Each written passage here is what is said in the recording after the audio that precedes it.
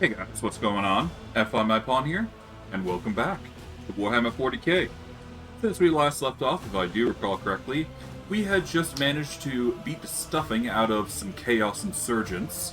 We became the Lord Captain, and we decided to go as far as to help our new navigator in her current situation, as it were. So I guess we'll see how that pans out and see what happens there, but, we'll see what happens. But for this stream, what we're going to be doing is we are going to be exploring the Coronis Expanse a little bit, seeing what we can find around here, basically do some combats here and there, and ultimately just eradicate what we come across. But I digress. Without further ado, let's just get into things and see what happens. Now, I will say this in advance. I am working with a more scuffed setup than I usually would. So if you see like a little bit of errors or like maybe hear a bit of noise, that's just because my setup is quite literally teetering on the edge. There is a good reason for this, but I will go over that in the future. We are bound by the blood of martyrs. But yeah. I think I'm good. It's just a matter of check and make sure everything's right. The transducer, I think we have that being empty. But just in case, I will check it. Specifically what I'll do is I can worst case save and load it. Nothing matters more. But I'm pretty sure the transducer is empty. But I will check all the same. You never know. Yep, the transducer is empty. That is perfectly fine. Alright, let's get out of here. I don't think those materials ever come into use any time later, so that was barely a challenge. There isn't really a reason to keep them, so letting them explode is perfectly fine. We'll collect all. Yeah, we're collecting trophies and leaving the location. I'm confident that we've collected everything. Alright.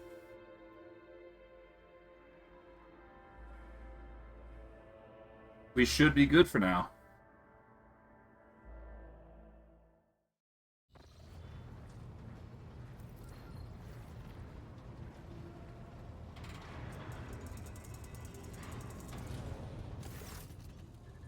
Lord Captain, Lady Navigator, welcome aboard.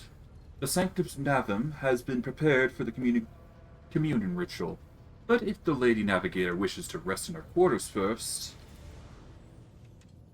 Your heart starts beating furiously, your breath comes short and choppy, and your fingertips tingle unpleasantly. You notice that Ignatious is shivering slightly, and the crew are glancing around in puzzlement, searching for the source of this sudden wave of unease.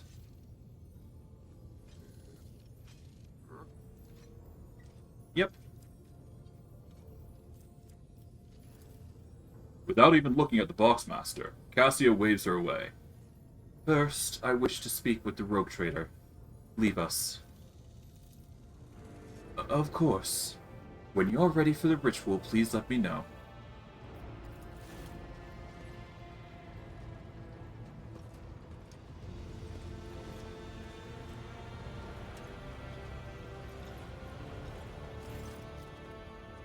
Cassia sweeps her pensive gaze over Victus, then lowering her lashes slightly, turns to you. What did you wish to speak about?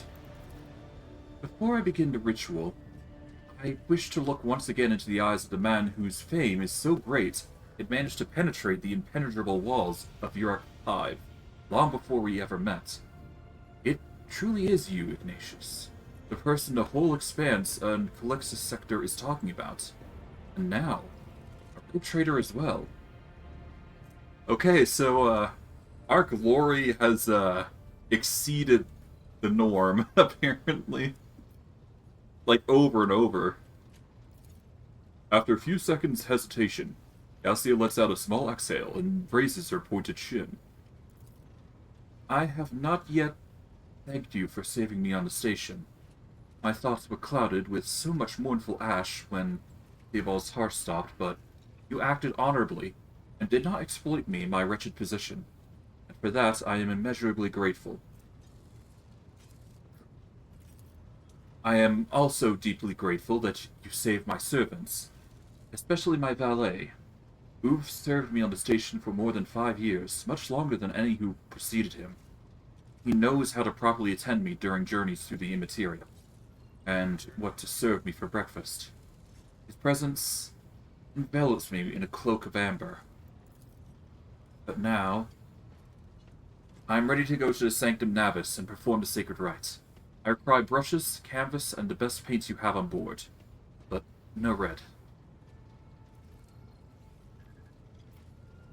Tell me more about what the ritual entails. I doubt the uninitiated could understand the mysteries of navigation, but I shall try to explain the essence of it. I must merge my mind and will with the machine spirit of the ship, so that I become one with the vessel. Katsuya lifts a lock of her hair from the back of her neck, revealing a gilded implant ports. After that, I use House Orselia's ritual, which I am loath to reveal to you, to free my mind of all errant thoughts, and then it is time to open my third eye and peer into the depths of the warp itself. Among the nightmarish visions, mirages, and creatures of the abyss, only the light of the Emperor is the truth that will lead me to star, from system to system. Oh, the light. The guiding thread, so fine it could slip from one's grasp at any moment. Katsuya unfurls her hands as though dropping something. But you have nothing to worry about. The navigators of House Orselio never lose their course. Why do you refuse red paint? Katsuya gestures toward the servant standing beside her. Uv will give his blood before the ritual, as always. I shall ensure that all the necessary supplies are delivered to the Sanctum Navis. Katsuya nods and thanks. I shall take my leave of you for the duration of the rite. I ask that you do not follow me. You can survive the gaze of my warp eye when it is opened.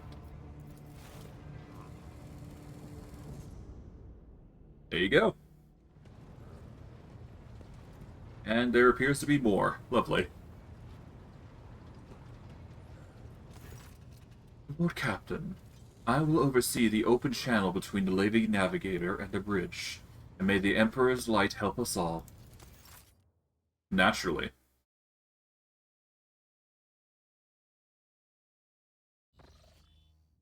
The Vox caster in the Sanctum Navis picks up the serration of cloves, pious chanting, and the metallic clicking of implants. Then the serene voice of the Lady Navigator breaks the silence, initiating communion ritual. Here, Uv. The Uxtolton ring of metal freed from its scabbard, the low sob of the servant, the rhythmic drip of liquid on canvas, the faint whisper of the brush. Go. Footsteps hurrying away. I see violet vortexes lashing at an ocean with a million flails, and umber shadows spinning over the surface in a fiery dance. A storm rising above the foaming waters. Armadas drowning in fog. The path from one end to another cannot be seen. And here, beyond the wall of glass, a daughter forsaken by her father yearns for her brother. And then the sun's pale disk in tireless pursuit of her. No, of me. Its frozen rays lie that spring is here. The light is deadened. The great ruler is gone. The Voxmaster recoils at Cassia's words and accidentally snaps one of the cogitator levers. The panel beneath her fingers emits sparks, and the Voxcaster falls silent. She quickly flips a series of switches and bows guiltily. My abject apologies for cutting off the broadcast, Lord Captain. I have never heard the warp speaking through a navigator before. The connection is restored now. It will not happen again.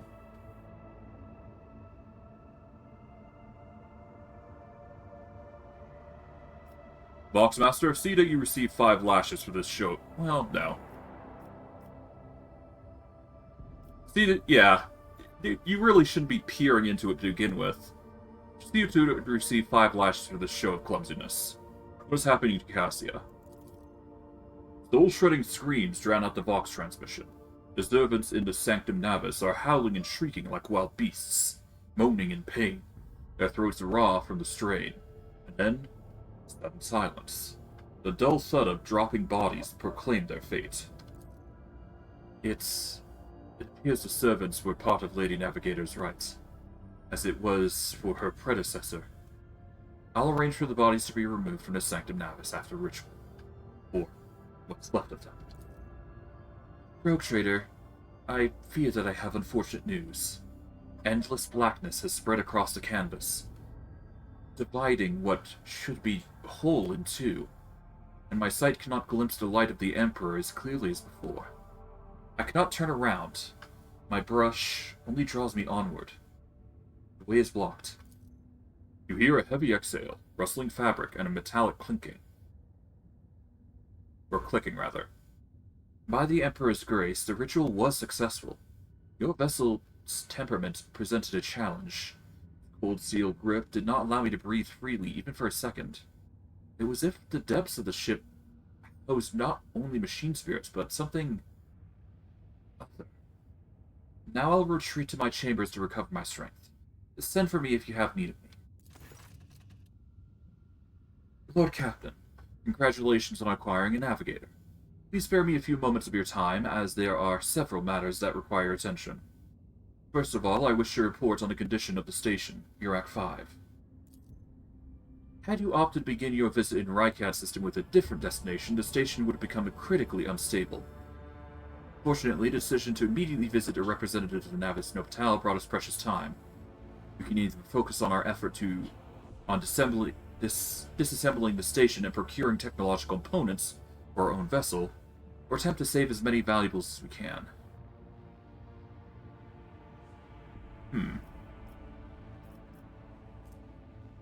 We can either get some scrap, we can increase our profit factor, or we can not stoop to pillaging.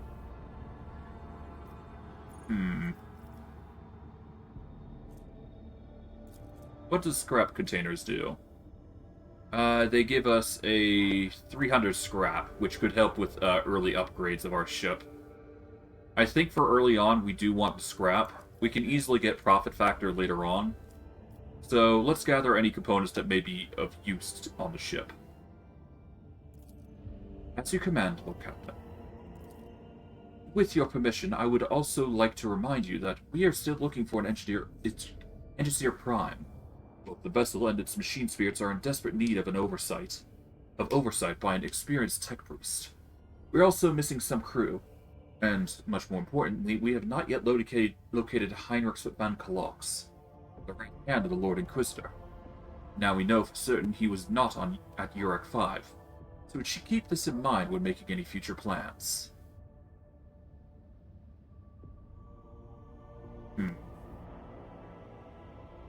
Thank you, Victus. This will be all for now. As it pleases you, Lord Captain. Alright, before we do anything else, I'd like to go into using those scrap bits to make scrap, and we'll go from there. So I guess we go into here, or do we go elsewhere? I don't know.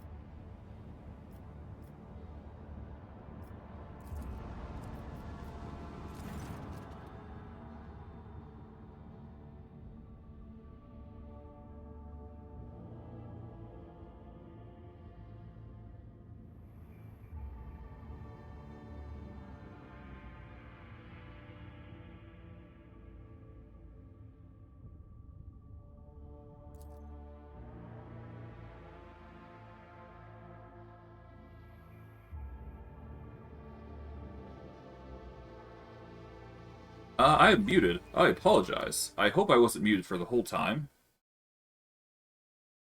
Let's hope that wasn't the case. Hmm. Let me actually check stream. Give me a moment.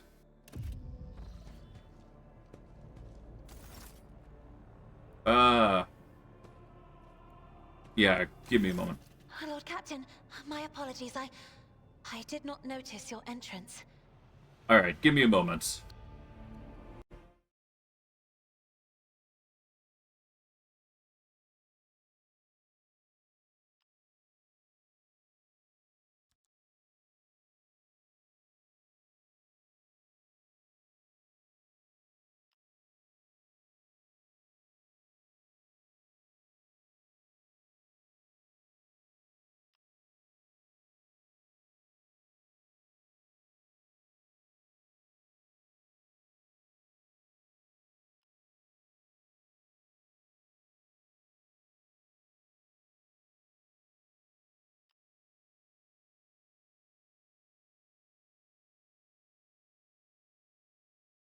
Alright, I can't really tell, so I'm just gonna assume that, I wasn't muted for, like, 15 minutes, so I guess we'll just go with that. Bugger it. The Lady Navigator is engrossed in perusing the dusty tomes, which appear to have been neglected by the other officers, be it because of sloth or dullness of mind. When you walk closer, Cassia looks up at you, starts, and hides in a weathered book behind her back.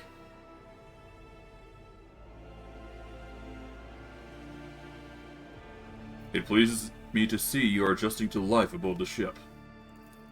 Compared to Urak 5, your ship is a boundless world of unfamiliar hues. And yet, the abundance of bright colors can at times be wearisome on the eyes. The bridge and the decks are so clamorous.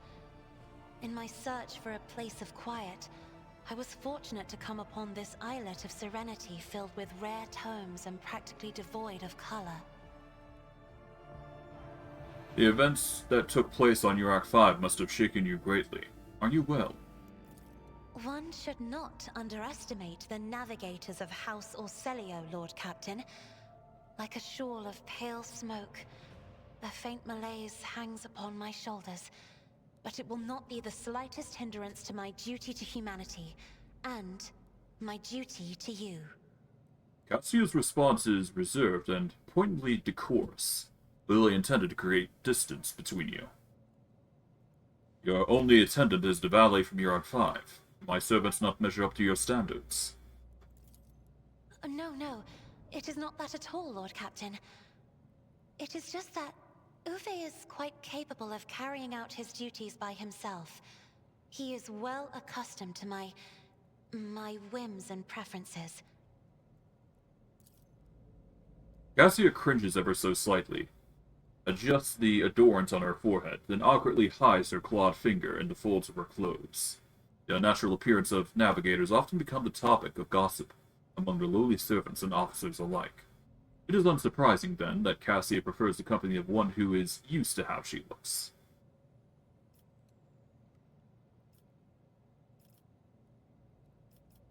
I hope you have ample time to calm yourself and your powers. There are people on this ship who are far more impulsive and dangerous to others, and far less devoted to the God Emperor than a herald of the Navis nobility. But I did not need your words to see the shades of umber unease that whirl around your subjects whenever I am near. Were I not acquainted with such a reaction, I could have found 1 their second. behavior and your question just now insulting.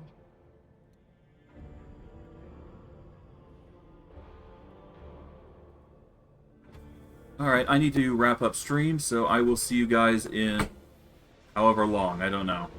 See you guys in a bit. Okay, I am back. Apologies for the delay. Yeah, life stuff. Gotta do a lot of stuff, so if I disappear for a bit, there's a good reason for it. But I digress.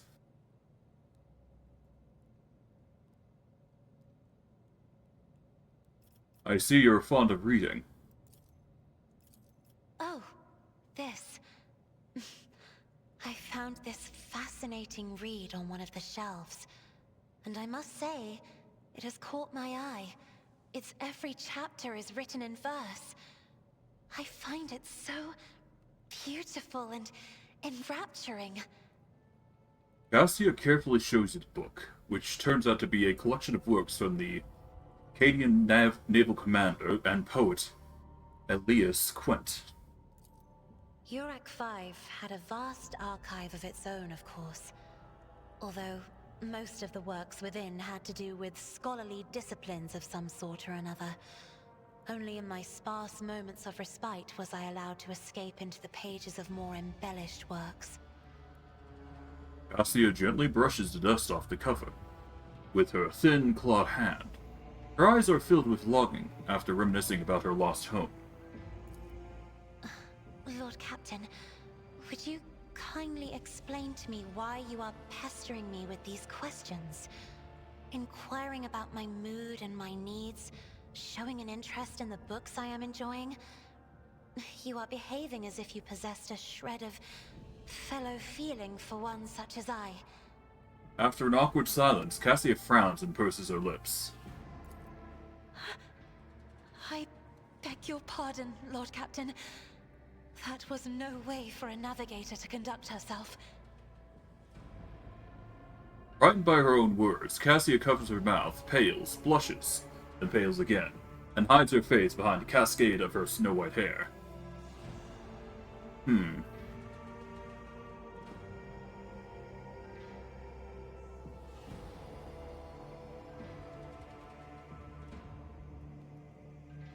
have nothing to apologize for. Human emotions are natural, be they good or bad, and it's just as natural to share them with others. Please forgive me. I cannot even understand myself right now. Your words and attention have reminded me of life on the station, of Theobald and Felek. I do not understand. They were merely the keepers of Urak 5. So why do memories of those two make me feel a strange heaviness here? The primeness of her expression cracks, revealing a great weariness beneath. She then places a hand upon her breastplate. At the same time, I find myself overwhelmed with new excitement and anticipation. At last, I have set foot outside my familiar walls, and into a world that I have only seen before in the pages of books. Your ship alone is a treasure trove of remarkable artifacts and curiosities. And just imagine the things that await beyond, but... My delight must seem childish to you, surely. In your heart, you must be finding all this quite amusing. I understand what you're going through. My own life turned upside down not too long ago. Indeed. I did not know. That is to say, I could not have known, as it is the first time we are speaking in a circumstance so... private. My word, when I found this place, it was so full of officers. Why did they all leave?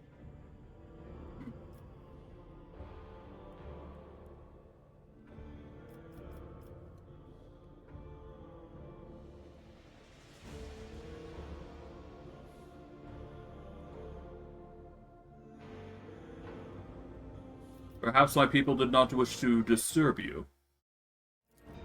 Or because my presence offends them. Then I must take my leave as well. I am due to inspect the Sanctum Navis after the communion ritual and prepare the chamber for the upcoming warp jump. Thank you for your company. With an expression of courteous aloofness on her face, Cassia offers a curt nod. Now, of course, you could butter her up, but... Nah, I don't want to do that. I've gone through the Cassia route, and while it is nice, I must admit, I think you could do better. Well, not better, but there is plenty of fish out in the sea, and there is one I want to try in the romance route. Because Last time I played this, I did fail on the I failed in one route, but that's only because you can't actually do that route, which is kind of funny. But yeah, I tried that romance route, failed miserably. So yeah, I went with the more aggressive route. Maybe when I go Iconoclast, I'll go that romance route, but we'll see. We'll see. All right.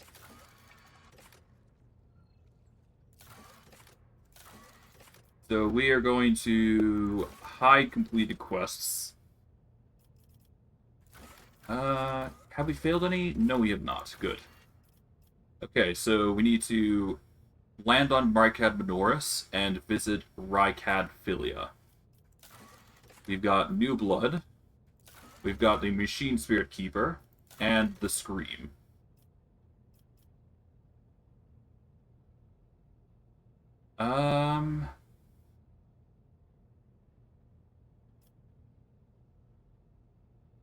I'll need to silence the Scream if I'm going to do anything else. So we're going to do that next, I guess.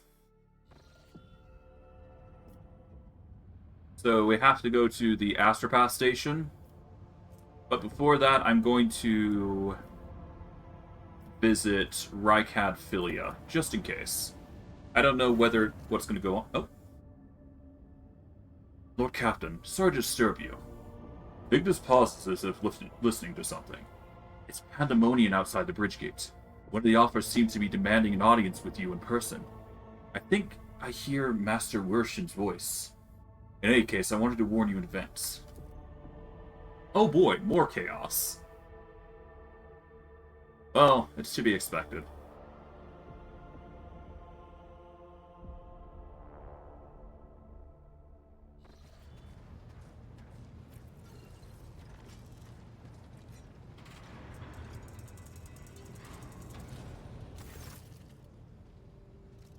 The everyday sounds of the bridge are disturbed by the voices raised in the anger. Avalar's voice the loudest of all. This is not the conduct of an officer. These are the antics of a highborn brass out on a lark. Explain yourself, Lieutenant. The young woman standing before Abelard strives with all her might not to quail under the onslaught of her superior's anger. She falters, but then manages to look him in the eye and say, I apologize, sir, but I must speak to the Lord Captain. Very well, Lieutenant. You may address the Lord Captain. No, not least because I see you already seemed fit to disturb him. Your unauthorized appearance on the bridge and display of belligerence towards a higher-ranking officer will be logged on your personal file without delay. Lord Captain, Lieutenant Arvella Vent requesting permission to speak. Vent falls silent, then adds rashly, on a matter of extreme importance and urgency.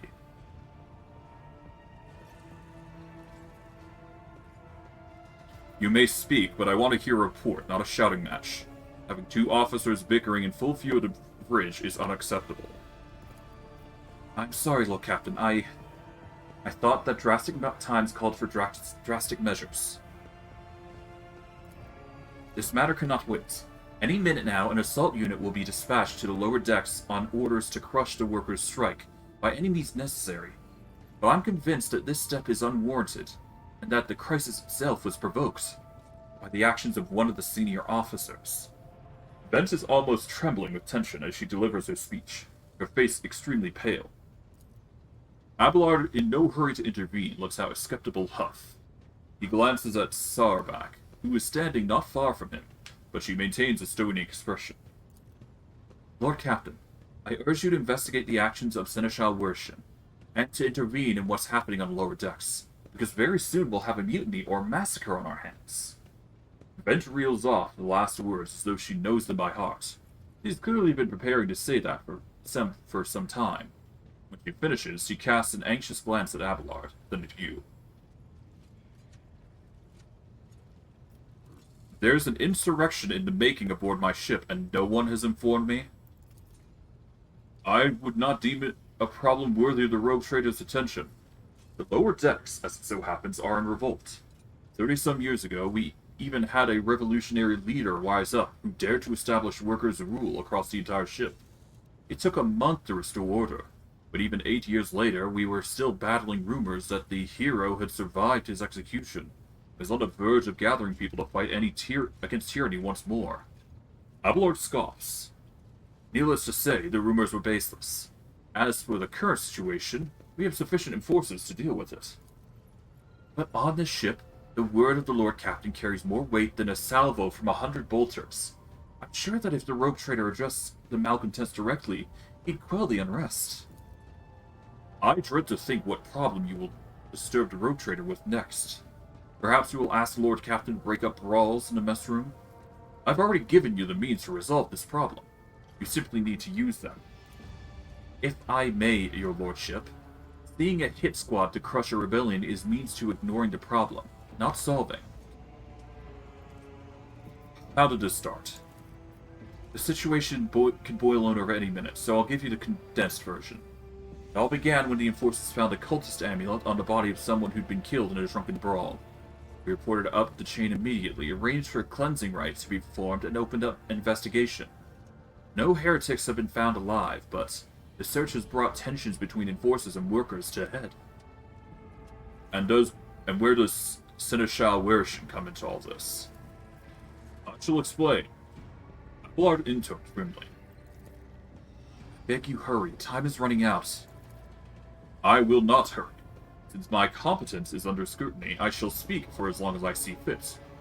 There's an established order to the way things are done on a ship, and one of the pillars of that system is the rogue trader's attention is not distracted by trivial matters. It is the Seneschal's role to ensure that. I've always handled internal problems myself, so of course, when I received information about the cultists hiding on the lower decks, I took the matter into hand. So long as I live, not one of the vermin who murdered Theodora von Valentius will find refuge on her ship. You are far too heavy-handed, Seneschal Wershin. Arrests, interrogations, mass punishments for entire sectors is driven people to the brink. Now there's a strike on the lower decks, in the Depot 4 to be precise. 3 worker clans are involved, but many more are passively supporting them. The situation could degenerate in an all-out insurrection. When I reported my concerns, the only response I received was an order to dispatch an assault unit and press a strike with maximum force. Abelard, what do you have to say about all this? I see no reason to add anything. I acted within the remit of my authority, guided exclusively by the best interests of your protectorate and your personal safety. If you wish to confirm the rectitude of my actions for yourself, I have no objections.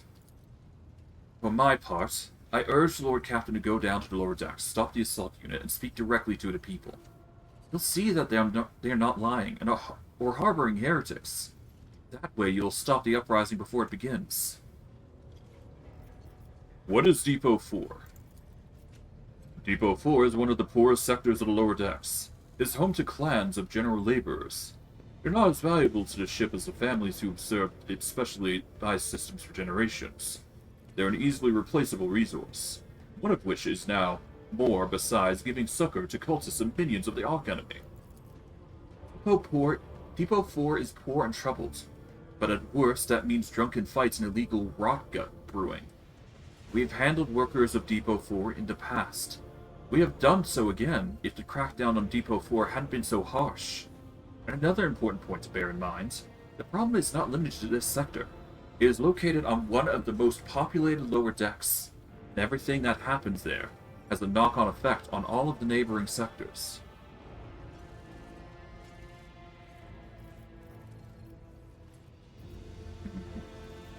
Master at Arms, the ship's enforcers report to you, and yet you seem hesitant to provide your own perspective.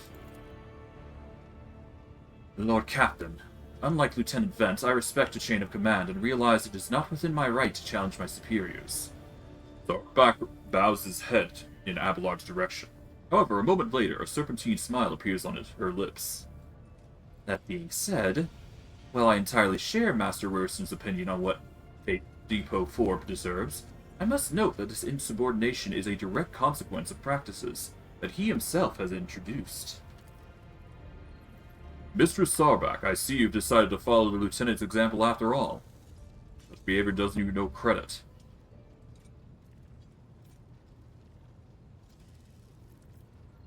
Starbuck, explain yourself.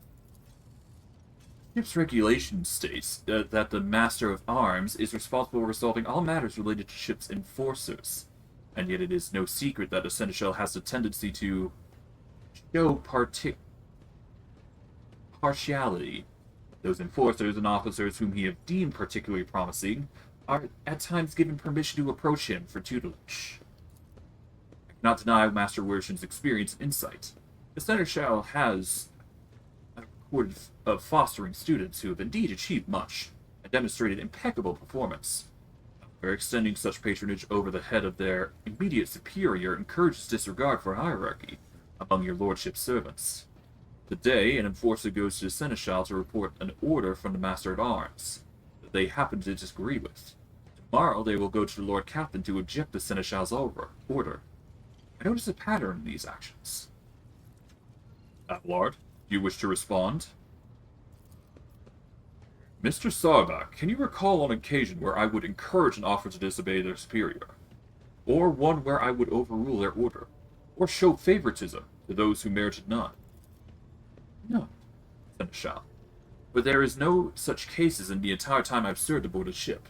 If anyone were to claim otherwise, I would have them pay for insulting your honor with blood. Your conduct in this regard has always been thoughtless.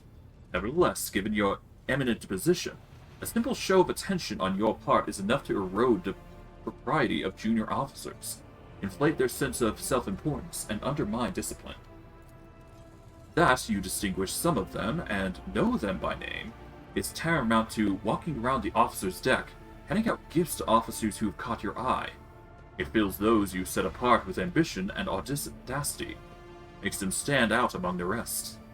Enforcers are meant to be faceless servants, fighters ready to die. Their fate entrusted to their commander and no one else. This is the sole foundation of our order. Lieutenant Vent, would you say the Seneschal has singled you out from your peers in any way? Lord Captain, I swear that Seneschal Worston has never granted me any privileges, never once advocated for me, nor facilitated my promotions. Although, he is the man who convinced me to become an officer in the first place. He has offered me extensive guidance in my service, for which I am grateful to him. And while not all my fellows receive such attention, I know at least a dozen fine officers whom the Seneschal keeps in his sights to ensure that they continue to strive. To prepare a new generation of dynasty servants, to instruct them, and to separate those with potential from those who have exhausted it. That is my duty as Seneschal. The ship has bays worth of pilots, enforcers, officers, technicians, and stewards whom I have raised personally. By the throne, every third person standing on the bridge right now was a student at one point. I see.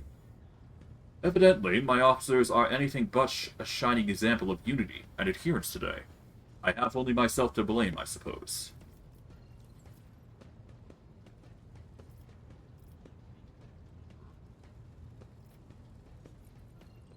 Alright. I'm certain the Seneschal was acting within his authority, but I will verify the soundness of his decisions myself. Throne preserve you, Lord Captain. I thank you for your support. Lord grits his teeth slightly. An enterprise bordering the sophomore. Please yourself, Lord Captain. However, I categorically insist that I escort you. Lord Captain, I regret that the enforcers were unable to handle the situation, which led to your and the Seneschal's involvements. I consider it my duty to go to the depot for myself and see to the expedient resolution of this instance. We'll just gather everybody. There's no reason to hesitate in bringing people with us. So let's explore and figure out what the hell is going on.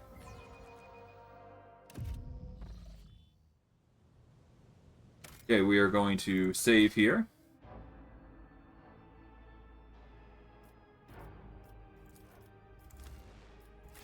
And we'll go from there. With each step, I forge my destiny among the stars. Hey, it's Worsen. Take that, scum.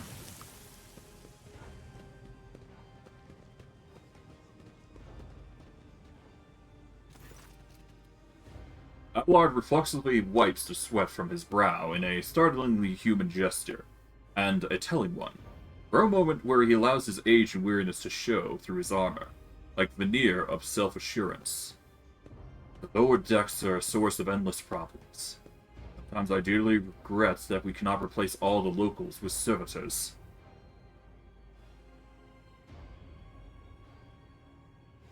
Let's keep moving. We need to get to the bottom of this. Let the faith guide my path to glory. Okay, now if I recall correctly, there is some puzzles that we can go through, but we'll hold off on that for now. I still do not see our purpose in coming here. Relax, old man. The sound of a heated discussion reverberates through the ship's ways. Lieutenant Arvilla Bent of the ship's enforcers is barring the path of her superior, Master-at-Arms Gestor Sarvak, who have arrived clad in armor. Judging by their expressions and tone, the standoff has dragged on for some time already and is now reached a boiling point. Lieutenant Bent, my patience is wearing thin. I've given you an order, now get out of my way. I cannot comply with that order, man. Bent looks shaken, but there is a fire in her eyes. This is my deck and my sector. So long as this area remains under Lord Captain's special oversight, no actions can be taken without my express permission. There are only 3 people who are authorized to make me stand down. The first officer, the rogue trader, and the Emperor himself. Though not all my lessons fall on deaf ears. Abelard mutters in a crabby approval. He does not clarify whether he means Vent, Sarbach, looming over her, or both. Your lordship. Noticing you, the 2 officers snap to attention and salute, their subordinates following suit in a moment later. What is the situation? Your lordship, my people have locked down the bay where the strikers are at, including their leaders. We have the situation under control as far as the resources allow. Their control, Lieutenant. I came here to lead an investigative unit. What do I see? The rabble is on the verge of mutiny. There's nothing to investigate.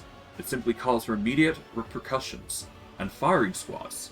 And you, Vent, are a step away from facing charges yourself.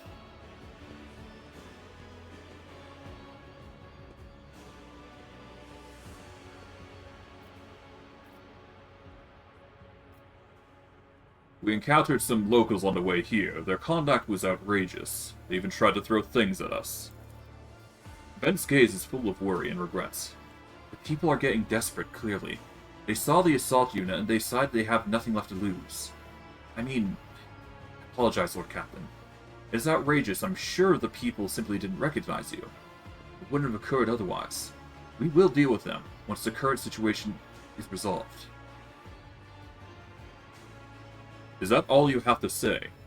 Are you sure you're worthy of the officer's rank, Lieutenant Bent? For a split second, Bent freezes in fear, but she pulls herself together, straightens, and clips out. Forgive me, Lord Captain. I'll take steps to ensure that such a thing does not happen again. Very well.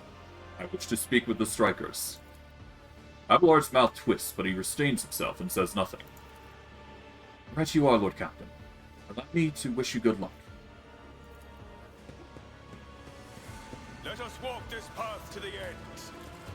So we are given a little bit of ease here, but things will get violent if we aren't able to calm them down. But I'm definitely going to be following the dogmatic route, regardless.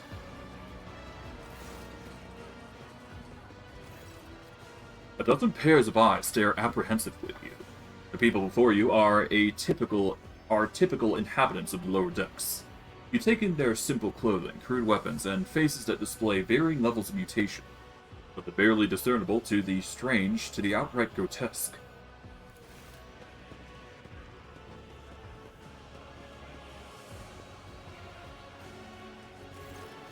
A whisper passes through the crowd, and you detect a mixture of fear, astonishment, and joy in their reactions.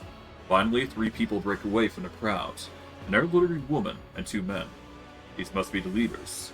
They bow clumsily before you. Lord Captain, you have come down to us. Tell me, what is troubling you? Why are you striking? Striking? That is news to us, your lordship, said the tall, thin man in worker's garb. All we're doing is asking questions, saying what we think. Shut up, Rivet, snaps the old woman, who turns her hostile dark eyes on you. Here's the deal, your lordship. Your damned enforcers are all over us down here. They say they're looking for cultists. One wrong word and they are reaching for their batons. They want to punish someone, they turn off the heating for the whole base for a week at a time. We get sick and freeze. My clan, 2 little ones died from the inflammation in their lungs, all because of those enforcers. The old woman spits on the floor and rubs at the spittle with the toe of her worn-out shoe. Argenta does not interrupt the workers, but you see the sadness well in her eyes when the children's deaths are mentioned. He quietly whispers a reliquim prayer, a requiem prayer, and makes a sign over herself. It's all true. That is the only enforcer officer who stood up for us. It's clear as day who had a mother from the lower decks, and who grew up amidst ships that had no fellow feeling toward us. The grim man with a scarred face throws up his arms. Your lordship, we're no villains here. We're honest workers, your servants. We plotted no disorder, we went on strike openly, and now we've got guns pointed at us. All we're doing is asking to be allowed to work in peace without being harassed.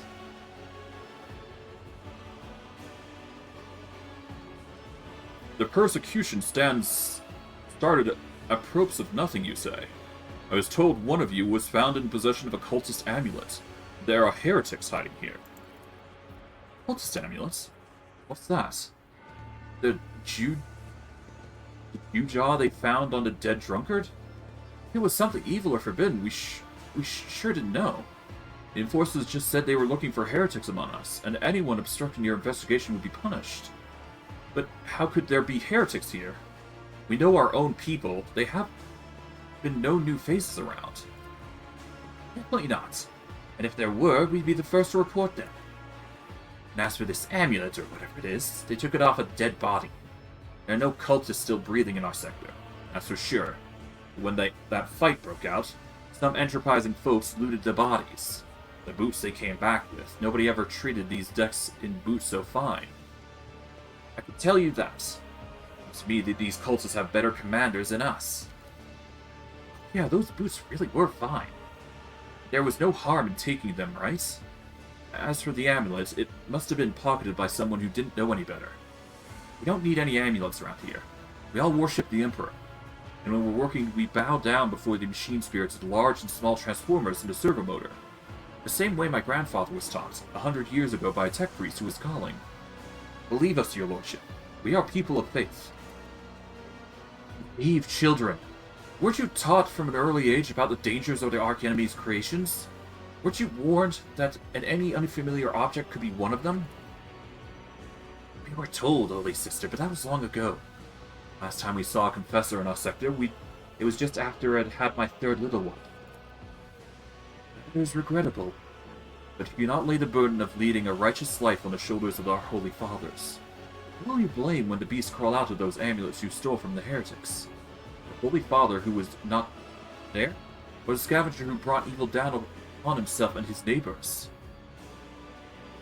Anything to add, Abelard? I authorize the use of all necessary measures to locate Chaos worshippers hiding in the sector. The specific steps taken by the officers were not reported to me. Abelard frowns, clearly disgruntled at having to explain himself in the workers' presence. Nevertheless, I'm certain that their actions were justified. Cultists are no drunken evildoers. They are the enemy and a threat to the ship. Neutralizing them demands decisive action.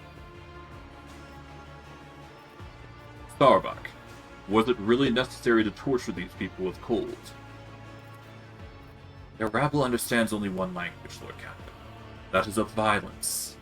As per regulations, should the laborers persist in their unwillingness to cooperate, the next step is limiting air supply and cutting off water, which is almost certain to restore order. The peasants can grumble all they want, but in the end, they are a source of their own misery. All they have to do is bow their heads and fall in line. and the need for punitive measures will disappear. We were attacked on the way here. How do you explain that? Here's an explanation for you. The people have been pushed to the limit, and now they're lashing out. As if we don't know why these top-deck units are being sent down here. Like that one there, that the lieutenant won't let us past.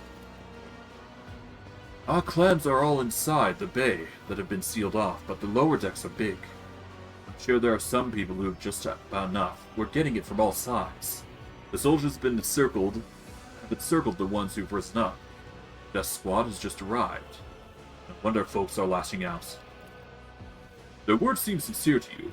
Their body language and the glances traded between them reveal that the news of the attack had shocked them. And what changes do you want? If you look at this, the exalted Lord Captain himself is acting as vigilant at what we want. Well, here's what. I want you to rein in your damned enforcers to quit turning off the heat. And stop batting everything that moves. No, that's not it. We want the enforcers gone from here, and we want to be armed. Give us arms and we'll govern ourselves. We'll defend ourselves if these cultists do show their faces. I've been leader of my clan for 20 years now. Getting rid of these club-wielding thugs can only improve things around here. Gone too far, old man. They'll never let these maggots on the lower decks live without the enforcers breathing down their necks. They probably even assist on enforcers on the upper decks too. As for weapons, what do we need for them? Before the first day's out, we'll have someone shooting their neighbor out of stupidity or drunkenness. We don't need that. The enforcers stop hassling us. That'll be enough. In turn, we'll find the scavengers who robbed the cultist bodies, and we'll talk to them. One lower decker to another. If there are any more of those damn amulets about, we'll hand them over to the enforcers ourselves. You speak of yourself and your clan, and I'll speak for me and mine. I don't want empty gestures. I want real change. They'll promise us the world now, but as soon as the Anointed One turns his back, these brutes will be on us even harder than before. All because we dare to speak out. The tall worker's eyes dart between the two arguing leaders. Every few seconds, he opens his mouth as if planning to agree, but each time he falls silent, simply making a few big noises of approval.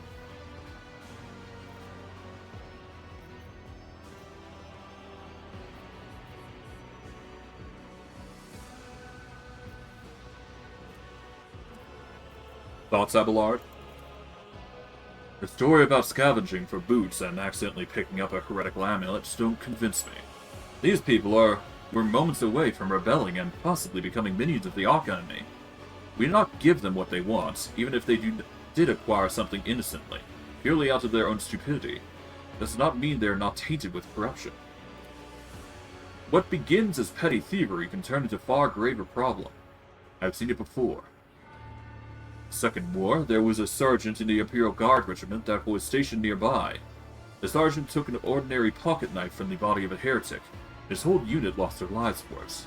When they finally managed to break into the barracks, they found not a single survivor. Only the pocket knife, which had grown through all the rows of beds like a metal-choking vine. But when it comes to scavengers, malcontents, strikers, or whatever they turn into next, my verdict is simple. Give them no quarter. And what of you, Master Bars? Give the rabble a grox, and they will take an agri-wound. Lord Captain, they only understand brute force and will interpret any concession as a sign of weakness. Giving them weapons and recalling the forces would be folly. It will only be a matter of time before we had a full-scale mutiny on our hands.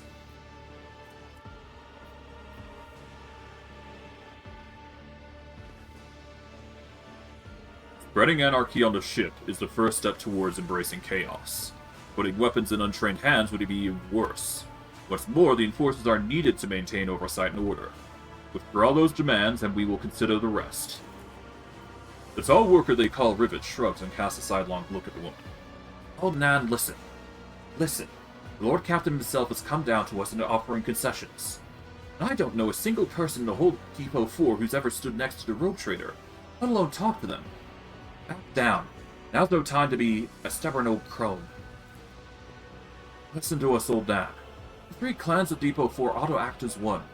We've made up our minds. It's your turn to decide. Don't ask them to disband the enforcers or give us weapons. We don't need any of that. The old woman hisses in dissatisfaction. You two are ganging up me, is that it? So brave that you are against an old woman. Shut up. I will indeed. I'll go against 2 clan leaders on my own. You want to make peace with the enforcers, make your peace. That's great. Great, just fantastic. Lord Captain, we've all agreed. Then it's decided. The persecution will stop, and I will expect you to assist in locating any remaining amulets or weapons left by the cultists. Your Lordship, thank you. You have not abandoned us lower deckers. You came yourself and settled everything. Tell my grandchildren about this. We'll lose some fuel and provisions, but that's fine. Of course, Your Lordship. We'll root out any nasty business faster than the enforcers. We'll leave no stone unturned. There we go. Problem resolved. No combat whatsoever. We are bound by the blood And, of of course, there is a bit of a puzzle that we can do here, if I recall correctly. Which will lead us to a number of things, I would wager. It has been a while since I've last done this, though. I need to look closer. A tech use. A manometer. Let's save here. I do believe there is a specific way to solve the puzzle. The duty prevails. The gauge shows that the stream pressure in this pipe is close to the maximum. However, it does not reach the bars at the other end.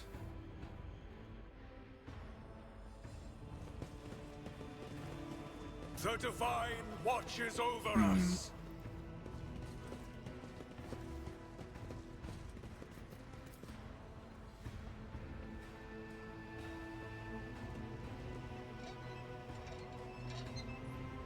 Okay, nothing happened there.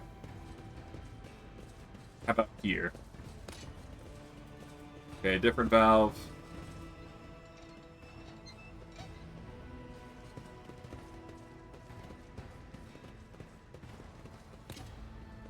Okay, nothing. With each step, I forge my destiny among the stars.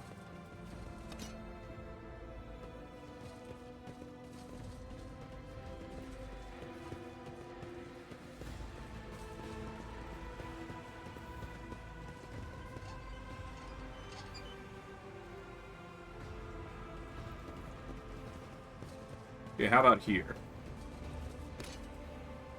Okay, nothing.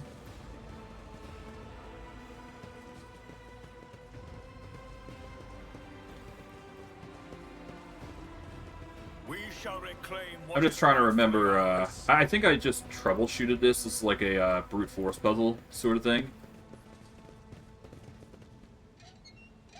There we go.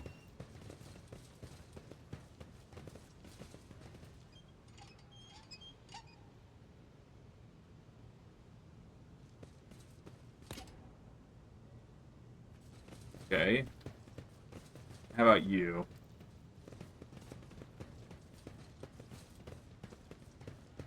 Let the faith guide my path to glory.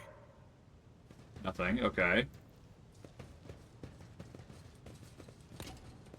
Nothing.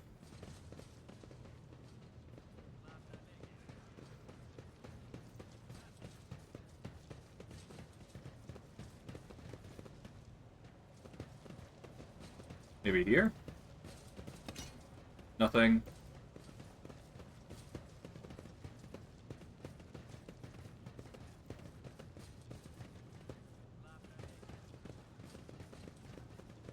We are bound by the blood of martyrs.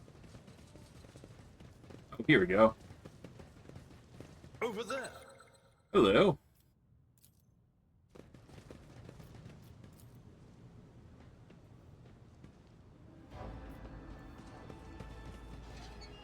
Nothing happening.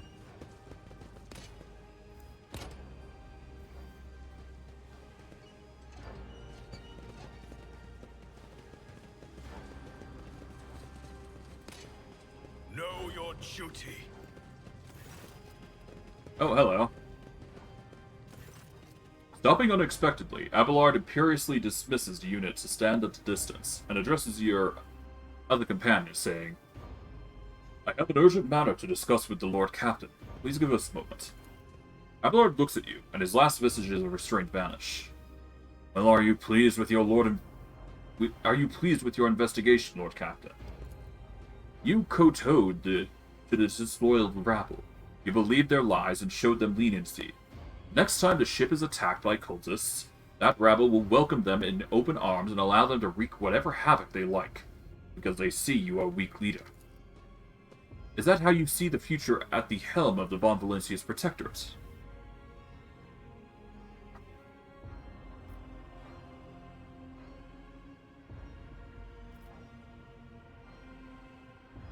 Do not speak to your Lord Captain in that tone. I am obliged to speak as thus. Who else can point out your errors and offer you counsel? Let's talk about your role in all this instead. You allowed this revolt to happen. Your actions practically guaranteed it would. Would have handled the situation myself had you not decided to intervene. Remember, Lord Captain. Remember Lord Captain Theodora. You think she ever set one slippered foot on lower decks? No, she did not. Such matters were left to myself and the junior officers while she dedicated herself to her grand designs for the Protectorate, as any true strategist and rogue trader ought.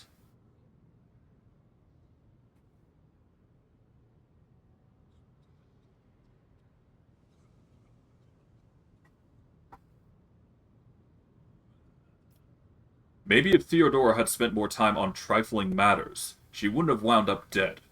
There's a new captain aboard this ship now, and I will not repeat her mistake. Abelard looks at you, stunned, and exhales loudly. Then he nods curtly. I commend your decisiveness, but I am uncomfortable with the introducing new protocols in the midst of a crisis. And I lost my temper, Lord Captain, and I believe I ought to explain myself. Abelard speaks slowly, the words not coming to him easily. The prosperity of the Von Valencia Protectorate is not just an empty phrase to me. I left the Imperial Navy not for a chance to see it flourish. It was the most momentous decision of my life. I did it because I saw in Lord Captain Theodora's deeds the sign of a true greatness. Rogue traders do not simply forge new routes and capture worlds.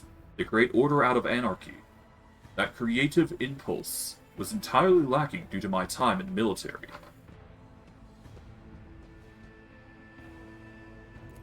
There we go. So I left behind everything I had known, everything my family had known. I come from a long line of officers, and I embarked upon this incredibly reckless venture, Lord Captain. Lord Captain Theodora entrusted me with all the concerns she had no time for. She would go off on her flagship for long periods to distract frontiers, on scouting voyages, and the advancement of the entire Protectorate rested on my shoulders. Then suddenly everything that had been built over the years and years began to quake, rattling like a flimsy hangar on a seismically active world. One of the senior officers betrayed us all. The traitor was killed, and who knows what's happening on the planets. I tell you this honestly, without fear of appearing weak. All this has come to a grievous blow to me. Not panicking or grieving because I cannot allow myself to panic or grieve. I'm duty-bound to aid the new rogue trader, to aid you, to find your footing as quickly as possible. To do that, I must insultate you from problems that in the past have been dealt with by tried and trusted procedures set out in the ship's regulations. Procedures that were established long ago and have functioned smoothly for decades cannot suddenly be deemed excess or requirements.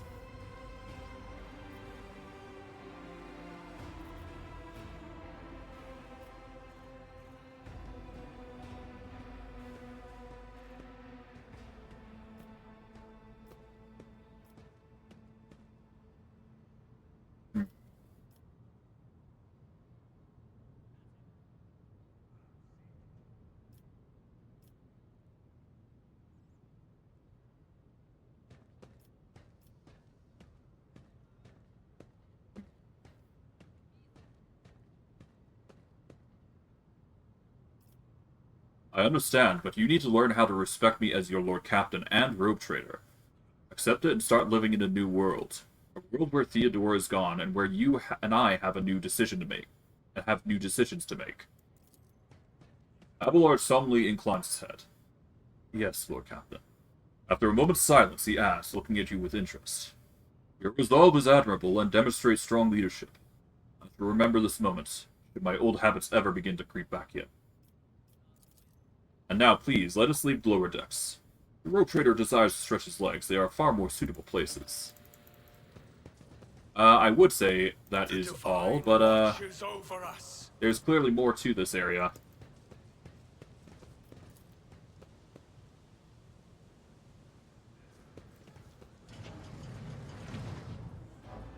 Mainly, we got a few areas that we got to explore here.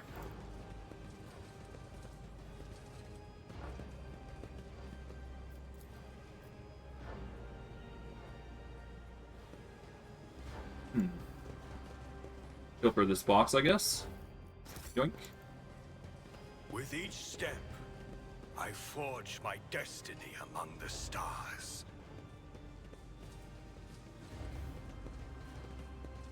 Oh, there we go. Maybe. There we go. Got it. Little secret bit of loot that you can grab. Thankfully, we got the tech use for it, so we can just grab these. They just give you a few grenades, which will help in the long run. The crack grenades are really going to push us over the edge, though. But, yeah, that stops all the valves from running. And I don't think there's anything else here. My knowledge, that is. There is nothing.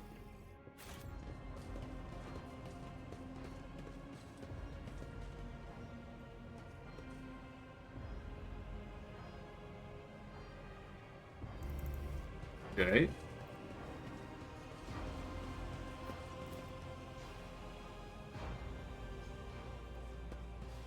I guess that's basically it, ain't it? We shall reclaim what is rightfully ours.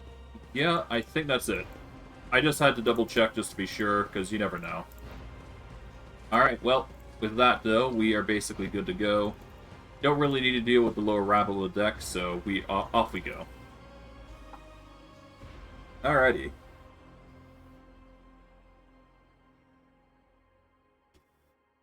Oof. Problem has finally been resolved. To a degree. Alright. We'll deal with conversations come the end point of a certain point, but I digress. We will go over here to scan.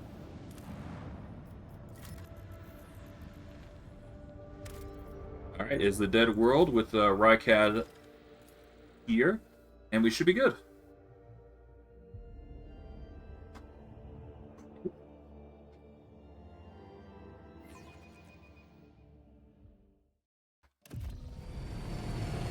Let's see what's on this planet. Assuming there is anything on this planet, that is. I assume there is.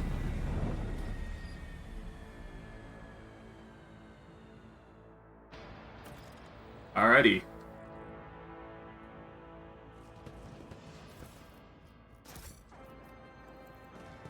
Let us walk this The path. Whisper told me a secret. Oh. Come in. Come in, escort. This is Captain Vicari.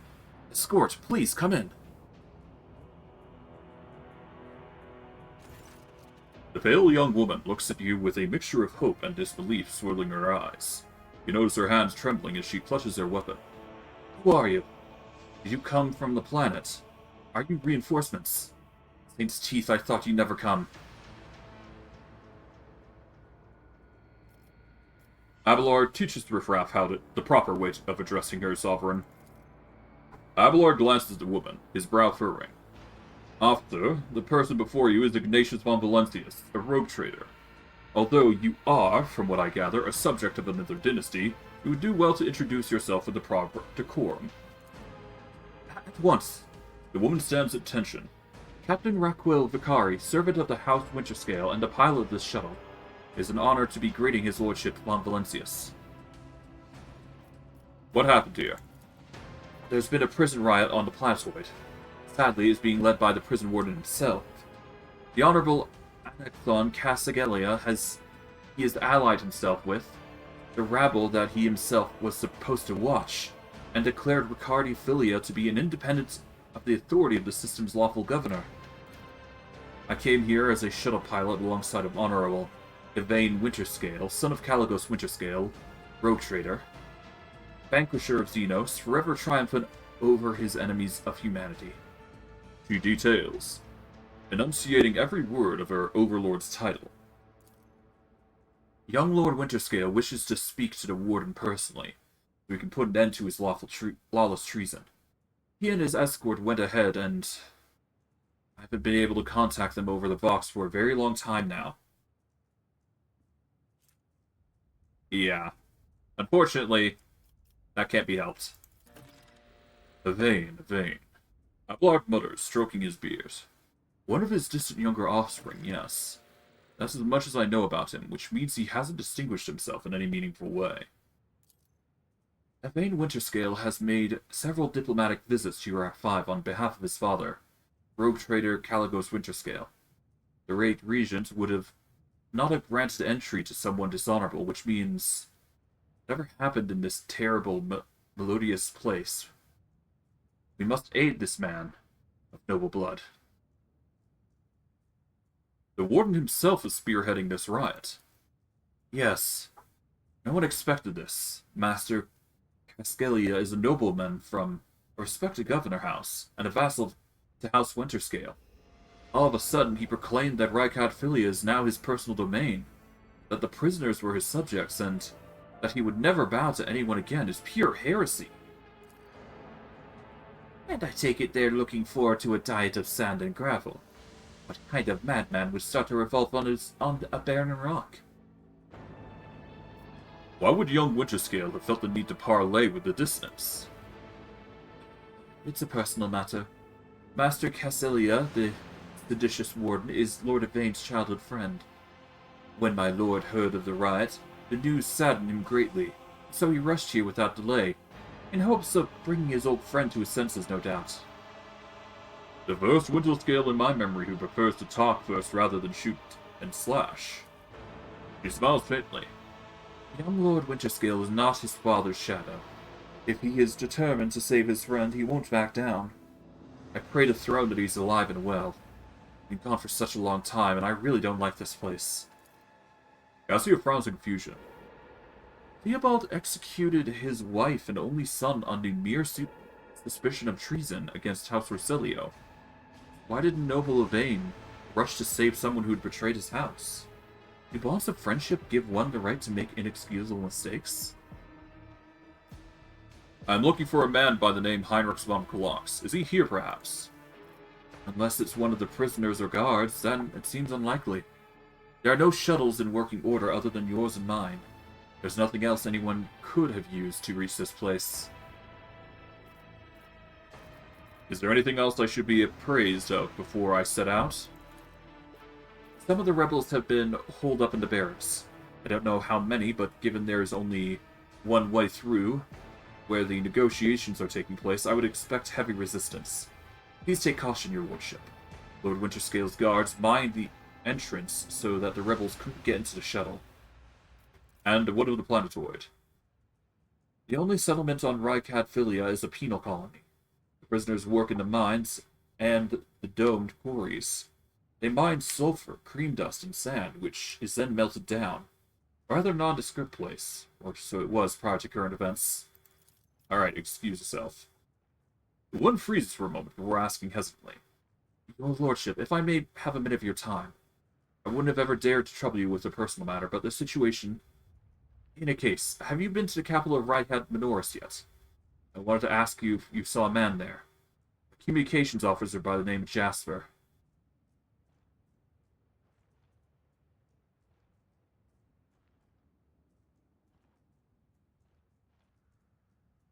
What is your relationship with the man? We are engaged, your lordship. I have not yet been to Rykard Minoris, and I know nothing of this officer's fate. That's a shame. May the Emperor keep that fool from harm. Thank you for your time, your lordship. She bows. You can tell by the desperation in her eyes that she is exhausted, frightened, and wishes to be off this planetoid as soon as possible. Know your Naturally. duty. We are going to disarm the trap here, Never doubt me. and that's going to get us a level. which we will use to get ourselves beefed up, because goodness knows we need it. Alright, so first we can choose an ability. We can either choose an officer ability, we can choose a different power, which we can go into divination, biomancy, telepathy, whatever we want. Or we can choose a completely different a different ability entirely. Firestorm is probably going to be our most powerful ability, but anything goes, really. This psychic power can only target creatures suffering from the warp burn or burning. If the target is an ally, this psychic power deals no damage.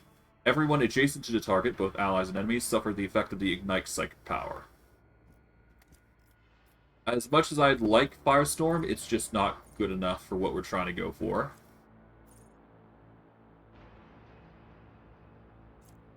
Incinerate. The target suffers double the damage of the Ignite psychic power and half the fire damage of all the burning creatures within line of sight. Flame, Molten Beam. Deals double the damage to Ignite... Or deals to double the damage of Ignite to all creatures in a 12-cell line and reduces the armor by minus 14 until the end of combat. If the enemy's armor falls to 0, it gains the Warp Burn effect. Okay. We can't get that, so we can only choose between Firestorm and Orchestrated Flames. Orchestrated Flames. The target does not stop burning and no longer makes tests to stop burning. Additionally, if the target is an ally, every melee attack that the ally makes inflicts full burning damage on targets of their attack, while they themselves now only suffer half burning damage from now on.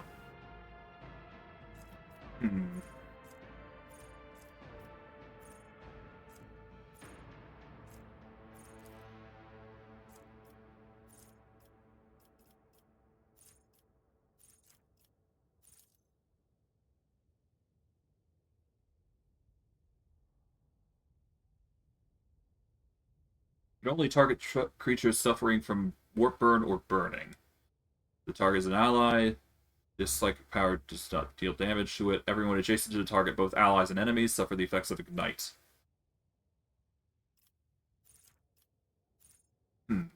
So if an enemy, or if an ally is burning, this basically does insane amounts of damage, but that's not exactly what we want. Huh, these powers aren't really that great.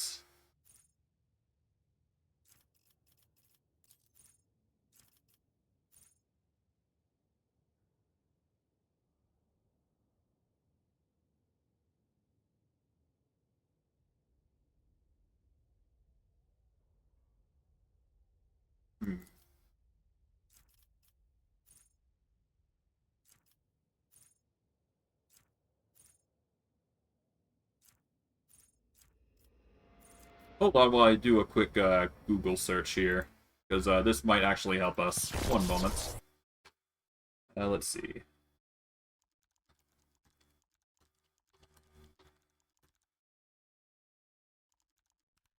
Okay, Wikipedia.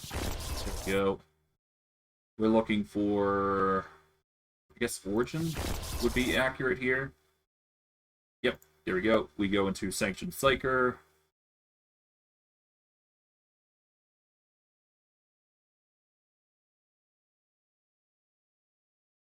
If we go Telepath, we would get Telepathy and Psychic Shriek. It would also allow for the...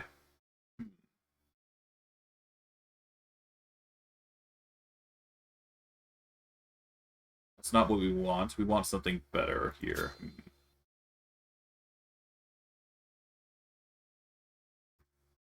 What does Sanctic do?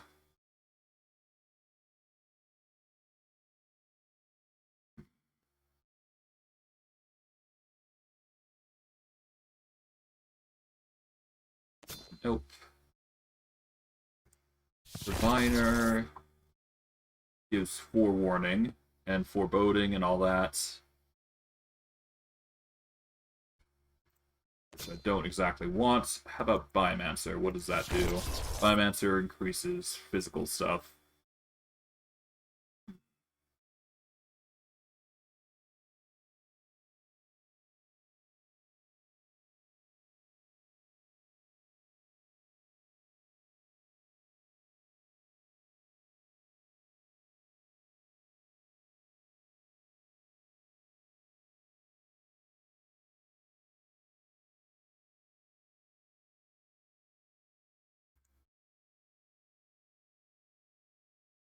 Okay. Honestly, I'm not sure what I go with. I'll just wing it. I guess if I want to go thematic, Sanctic powers actually probably fit well, but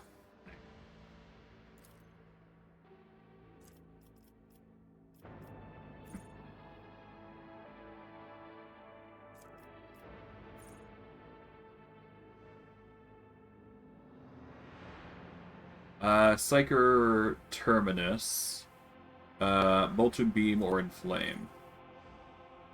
Psyker Majoris, Orchestrate Flames, or Firestorm. Okay.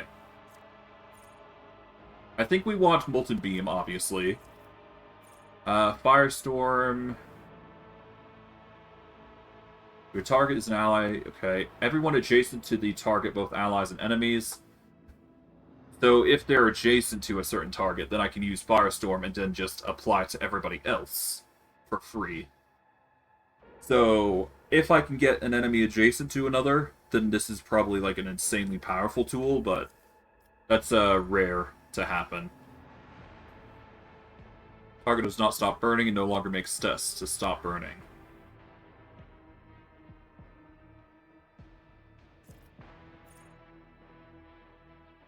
This has the potential to deal more damage. This has the potential to keep doing damage. I'm gonna go with Firestorm in the off chance that enemies do end up going against certain people, but we'll see how that goes. As for what we go with, let's see.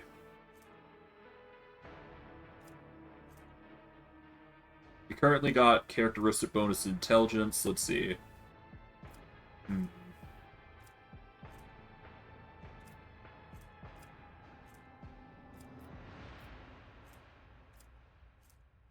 I guess we can bring up tech use because that's currently our good ability.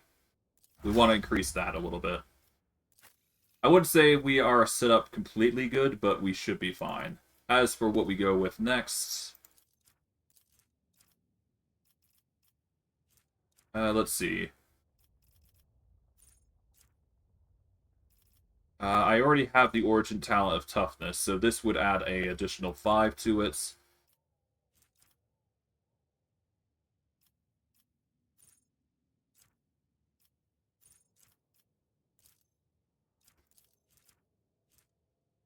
So I'm actually going to go strength here. This will just help with skills, I believe.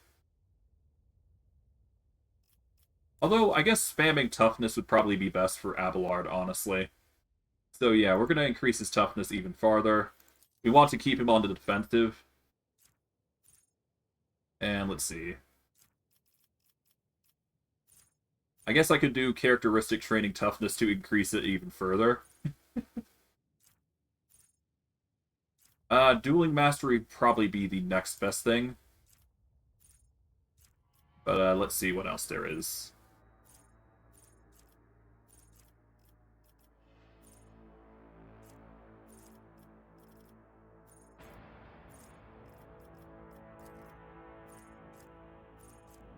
While under 40 wounds, gain plus 10 to all characteristics and plus 2 to resolve.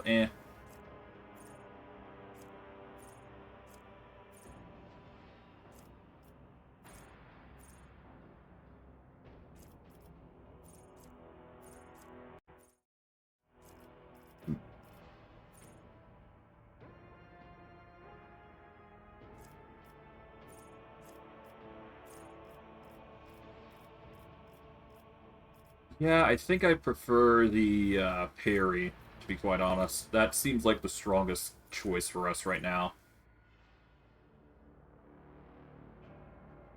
If we had a shield, I'd definitely consider using it, but unfortunately we do not have that luxury just yet. I can also increase wounds by up to half the character's level rounded up. That's like, what, level 1, 2, 3, 4, 5, 6, 7. So that'd be 4 wounds, which isn't bad.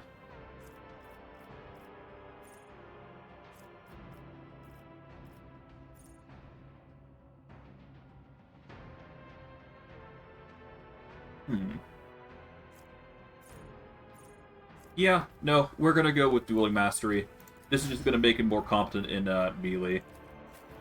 We want him to be a good distraction after all. Okay. Creates an area that lasts at the start of... Okay, Prescience gives +6 intelligence, perception, fellowship, and willpower until the end of combat. It does not stack, I do believe, so it only applies once. Still good to have, though, if you're looking for something.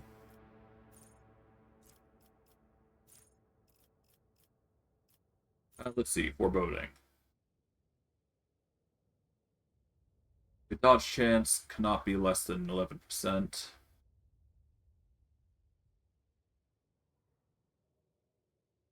All allies within that area gain 6 dodge.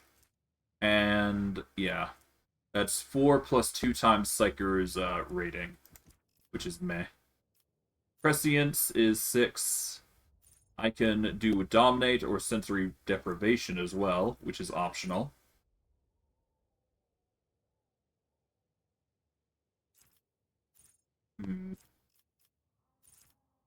I think the extra dodge is probably going to be best, so we'll go with that. As for what we go with, let's see.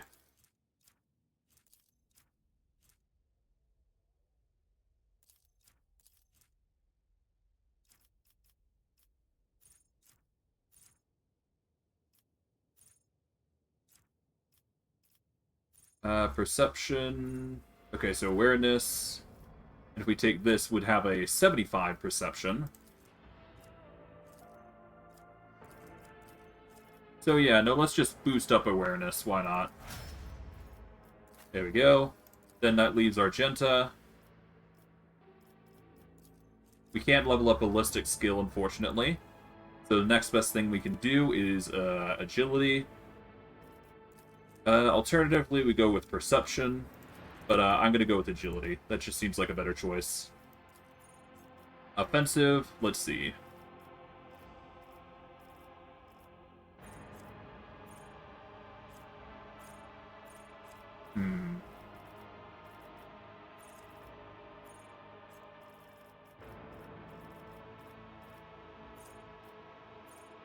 Hero World characters gain 10 critical chance and 10 armor against Xenos or demonic creatures. Their allies gain half the bonuses of No Heresy. Nope.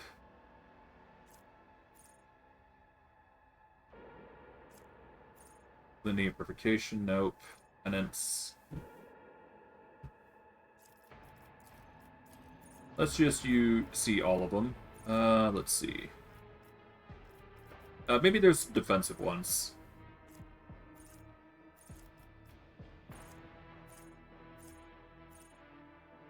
Being nimble for her would actually be pretty good, so we're gonna actually go with nimble perk. And then we've got Cassia. Okay, we've got Mend Reality and Reveal the Lights, or we can go with Get Back into the Fight. I'm gonna go with Reveal the Lights, because having 22 willpower and toughness increase is ridiculously good. And let's see.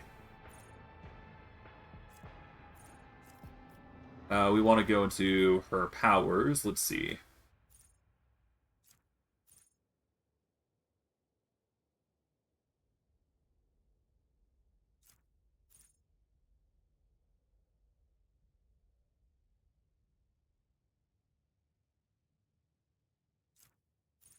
Whenever the ally in combat gains an extra turn, Navigator gains a stacking 5 bonus to willpower. Okay.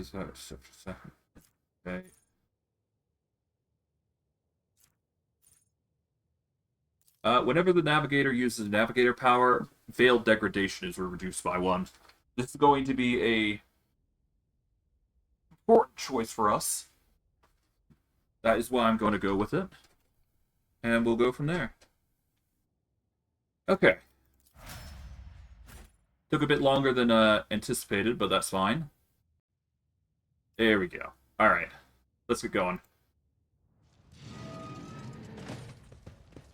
The Divine watches over us. We can't exactly build a bridge over. There's only one path forward, so... I'm not sure if my choices were correct, so I will be saving under pain.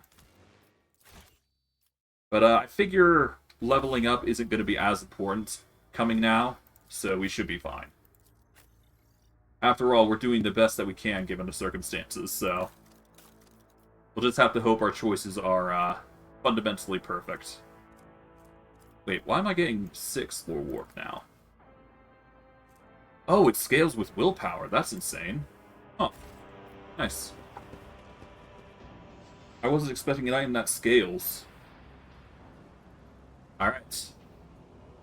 The Go in. Emperor gave me a vision.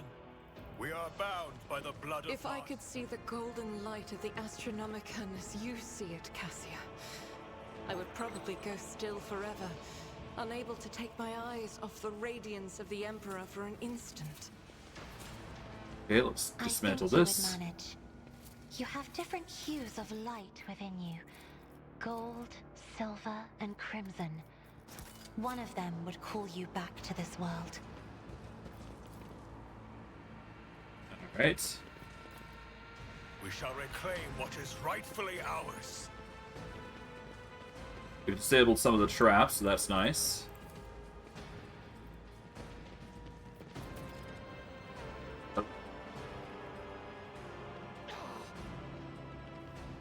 The impure cannot escape. Ah, them. we've been ambushed. A bunch of prisoners, and even a noble prisoner, or nimble prisoner.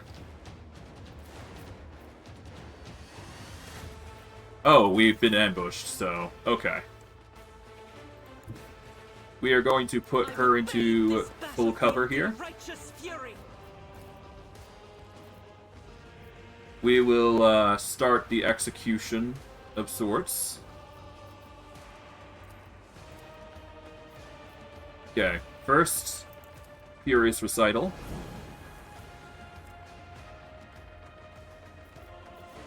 Can I get a grenade in there? I can. I might as well throw a grenade here now. There we go, get guaranteed 2 kills. Faith without deeds is worthless.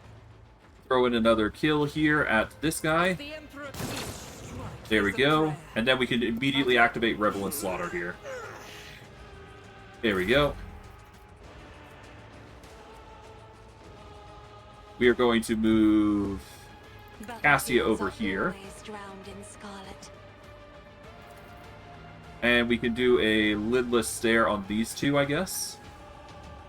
If I may, another foe came to That'll earth. near guarantee a kill here. We will activate Revel in Light on Is it Ignatious just a here. job for the serfs? And then we will use Voice of Command on Ignatius. I really should have used Bring It Down, though. Out of my way. Ah, well. Ah, we've been force grenaded. That's fine, though.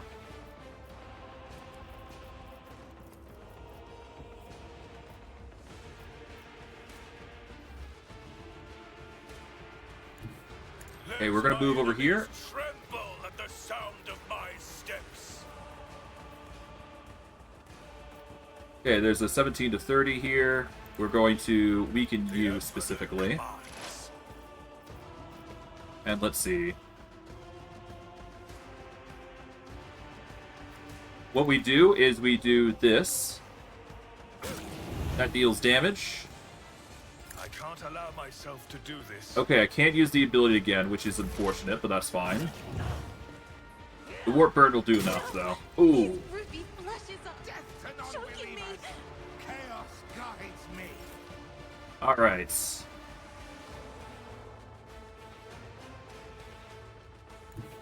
Abelard, we want you to go here. We are going to have you...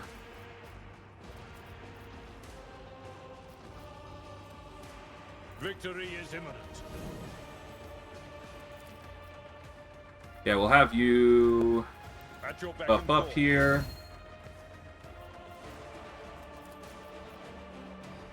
I can do a charge here, but that wouldn't do much. Okay. I can target the Grenadier here. that wouldn't cut the problem out. So we're just going to do that. Doubt is for the weak. We'll throw then another shot. My emperor. There we go. Cassia.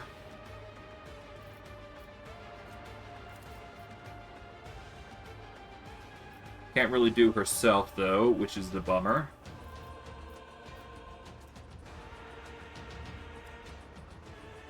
How is the stats of Ignatious? I think I gave him... Oh, I cannot target him with Voice of Command. So I guess we want Idra next. I'm a navigator, not a servitor. We will then do... Woodless Stare would hurt, so no, I'm going to give that power to Ignatius here.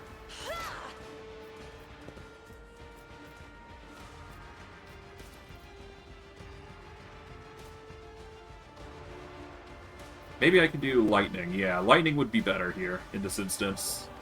Actions will speak loud. Another step towards There our we go. ultimate victory. And then she's gonna have to move over here. Just to keep her safe. Don't you need a breathing navigator? Oh no.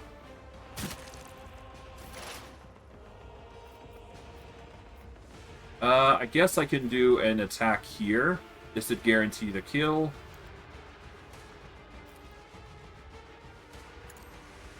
Your corrupt way has failed you. Okay. We will then do a Not deterred. target on you.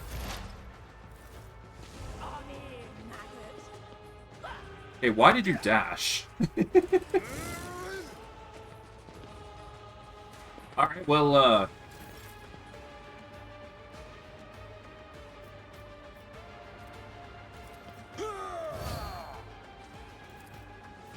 It will be done. target you, I guess.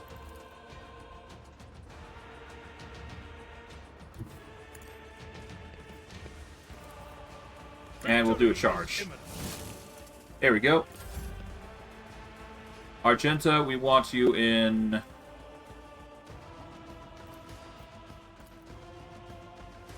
We'll go half cover here, just to make it easier on us. I'll do it. Alright, now for her... Gonna give, Idra a boost. We're actually going to... Voice of Command Argenta here.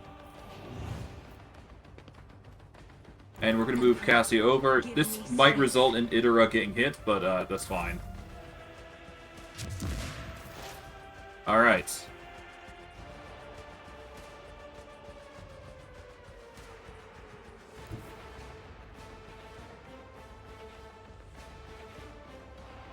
I'm still shocked this guy is able to actually hit us. So, you know what? I'm going to actually load here.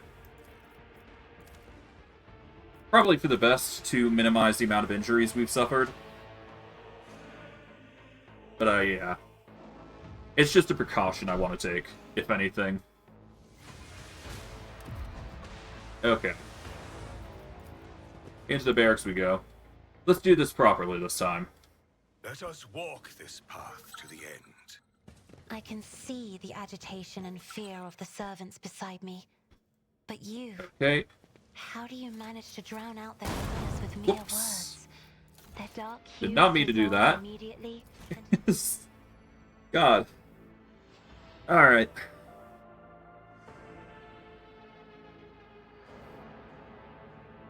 I must admit this setup I'm got going is rather uncomfortable. With Hopefully each I'll get step, used to it though.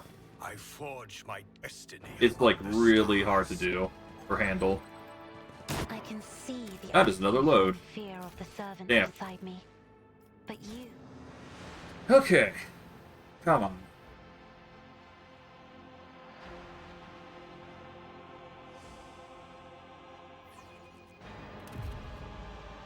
Let the faith Into the guide barracks. my path to glory. Abelard, I've been meaning to ask. Don't you ever feel awful without her? New to the art of Okay. Enough, Plus. We have a duty to the new rogue trader. You would do well to focus on that. If you keep your mind busy, you will have less opportunity to fill it with awful things. Okay. The Divine watches over us. Alright, so given the circumstances, we've got a few people here. We're going to save here.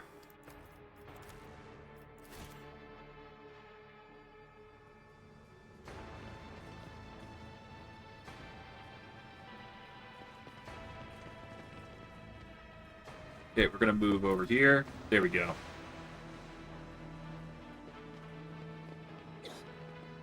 I will cast you into eternal darkness. Okay, not a fan of the grenadiers going first and throwing grenades out into the open like that. Help me, Blood Captain! Ow! Duty go hand in hand. Abelard, come on. Okay, that's a load. But still, we're doing a little better than before, at least.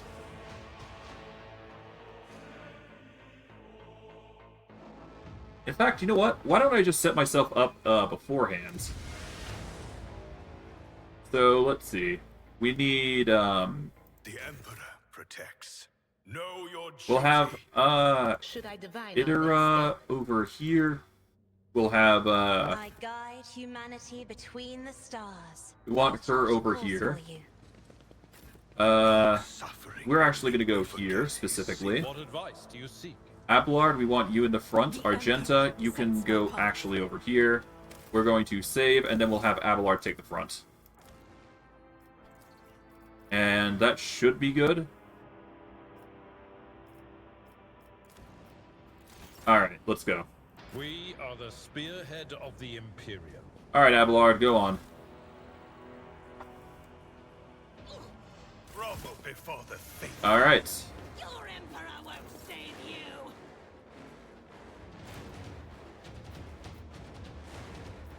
We will go for the 95 to 45 there. There we go. As the Emperor commands, Activate the litany just so we've got some more boost here. Then we'll power through with another attack. We'll go with As this the one. Emperor eats, strike There is we a go. prayer. We can go with literally anyone we can roughly see here. The Grenadier Guard is probably the most important foe that we'll be dealing with, so let's first target him with that. Shall it be done?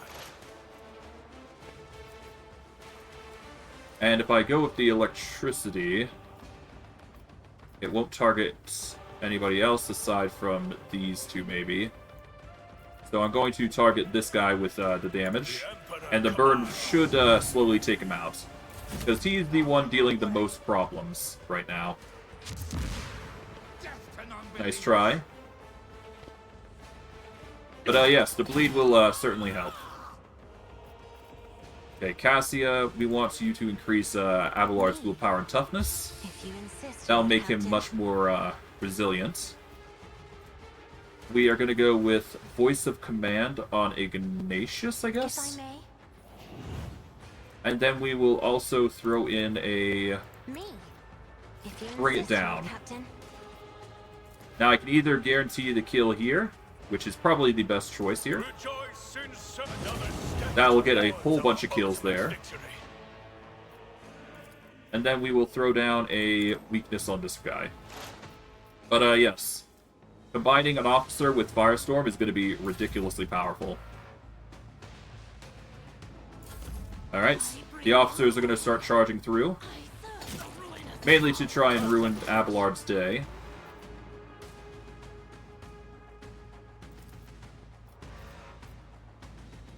We are going to create an area that makes us a bit more... Yeah, we're going to actually move Idara over. We're going to put up a foreboding aura here. Will do. We'll then increase Abelard's dodge and parry. Is that you? Or And And yeah, we'll just target this prisoner here. Abelard's in a rough state because he has to stand up. That's fine.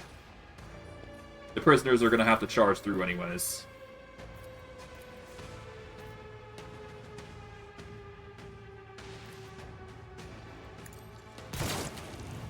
Okay, that's a miss. That's fine. We get a Revel and Slaughter stack. Alright.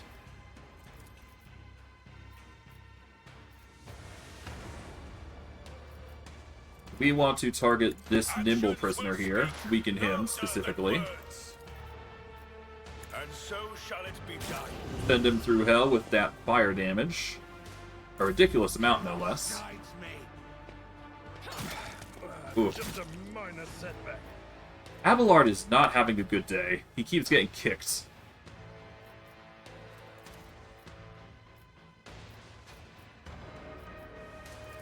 Okay, we're going to do a lidless stare here. I'm not accustomed as duty demands. There we go. We will give, I guess we give Ignatius another return, so that way he can burn the ever-living heck out the nimble prisoner. I would do that, but that would guarantee a kill against everybody, so... We just want to guarantee this kill here, so we just do that, and then we ignite for the guaranteed kill. There we go. And then we can follow up with a Heroic Axe. We'll have to swap over to this. And we want to target this guy, I guess. This is beyond me. No line of sight to the target. Okay.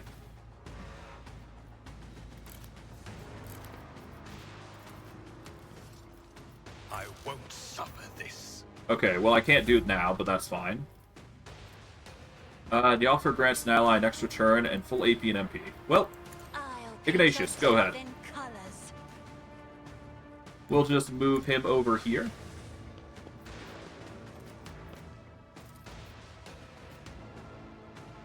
Okay.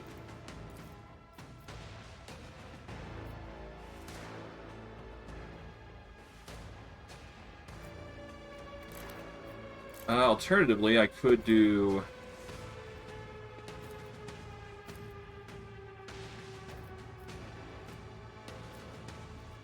No. I should probably do the realistic thing. We're going to need to guarantee the kill against you, at least. Your corrupt way has failed you. Oh, I can do this multiple times. Okay. So be it. There we go. Problem solved. And aside from Abelard suffering a fresh injury, we should be fine. That's a smaller price that I can accept. We shall reclaim what is rightfully ours. Took a little bit of a hit, but we should be fine. Okay, we get some gas cloud grenades, we get a whole bunch of other stuff. Nothing too crazy. Inspect poster. We'll save here real quick before we do. And honestly, I think we're fine on what we got. Worst case, we can respec. I did it. The grease-stained edges of the poster detach ever so slightly. It appears that it was frequently removed and rehung.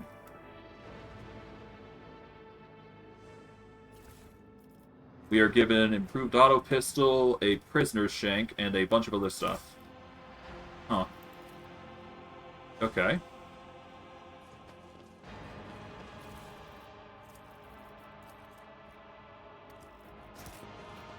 I'm not going to read those. It just saves me some time. With each step, I forge my destiny among the stars. Okay. Got a few items here. Color the uncolored. Sister Argenta, you are always shrouded in a greenish-gray mist when I see you. Is it me that troubles you? Or is it whatever I can see behind it? My soul is open to the light and his faithful servants. The rest is merely fleeting frailties that hold no Okay. significance. Okay, before we go any farther, I'm gonna save here.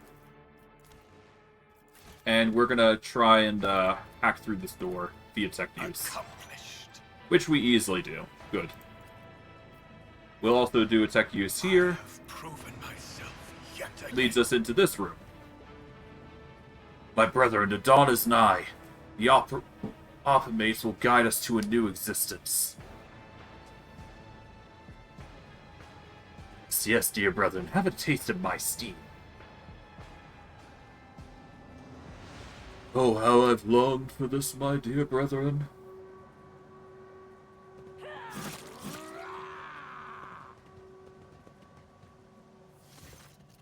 Thank the throne.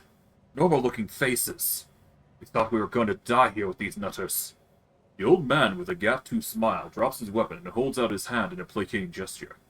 Please, don't shoot us, your nobleness. Let us speak a word. Well, this is a welcome change. Talking before shooting. Still, Lord Captain, look at this ragtag bunch hardly inspires trust. Give me a reason not to execute you on the spot. Here's the deal. We're honest, quiet inmates. We didn't want a riot. But, well, sitting it out wasn't really an option either. The warden's lapdogs make short walks of those who refuse to join in the festivities. So we had to, play along. But that's all it was, play. We never meant no offense to Governor Mende nor the lawful authority of House Winterscale. Give us a chance, eh? We just want to wait until everything blows over, and we can go back to our cells and quietly do the rest of our time. A repentant, honest heretic. How novel. Judging by Abelard's tone, the Seneschal is utterly unimpressed by the old man's ingratiating monologue. The Lodorn's speech is modeled with colors that conceal his true darker hues. This old man has a long history of lies, and is using his wiles on us as well, but I see no foul corruption or ill intent in his words. Tell me about the warden and the riot. Ha! Why soil your tongue talking about that heretic? If you insist, here's how it is. The warden of this here prison, the Honorable Master Calegia, was a crackpot from the start. The previous warden ran things the proper way. Prayer, 1 meal a day, work, a punch into chompers from the guards, work again, but a new one. Do you know what the first decree was?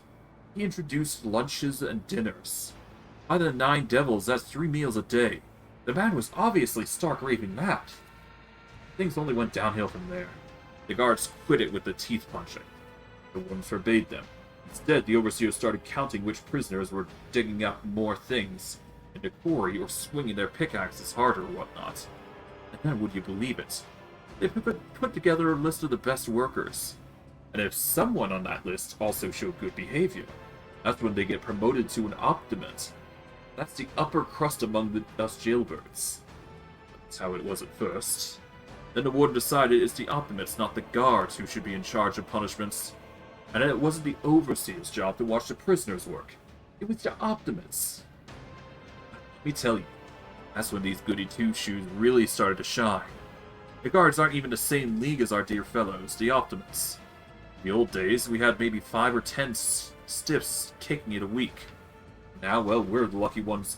We're lucky if it was only 50. And that wasn't even the end of it. Warden Cascalaga moved out of his chambers to live right in the quarry, under the dome. And I think something in his new home really scrambled his brain. He began sprouting the wildest things, like the optimates are saints, who will behold the truth. And he started taking them to the quarry. Not all of them returned. The ones who did, you wouldn't recognize them. More beast than man. They were butchering people left and right, even guards and overseers. The warden himself had armed them. And that's the whole sob story. I knew it from the moment he had left us dinners. Oh, this won't end well. Bitterwood nods knowingly. The old codger's right.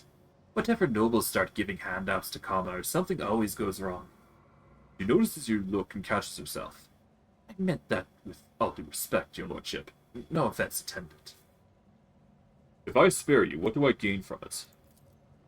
Now, how can a lowly jailbird hope to thank your noble self? Ah, I have an inkling. You see, us here, we're... How should I put this? Different from the rest of the prisoners in this place.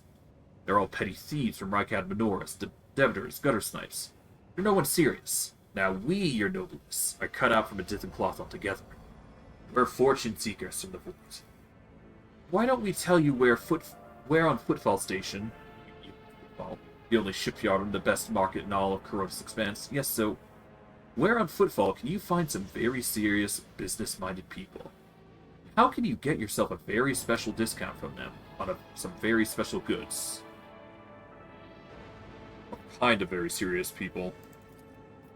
The most serious kind, your nobleness. Have you heard about the Fellowship of the Void? It's the largest pirate alliance in the Expanse. There is no leader, of course. There are some terribly serious captains who decided that cutting each other's throats over loot was... what do you call it? Counterproductive. But cutting throats together, now that's anti-counterproductive. And, well, their joint efforts leave them with an excess spoils. So they need to dispose of it somehow. I, your nobleness, just happen to know someone who handles such kinds of dealings, on behalf of those very serious people. Consider your request denied. Now die.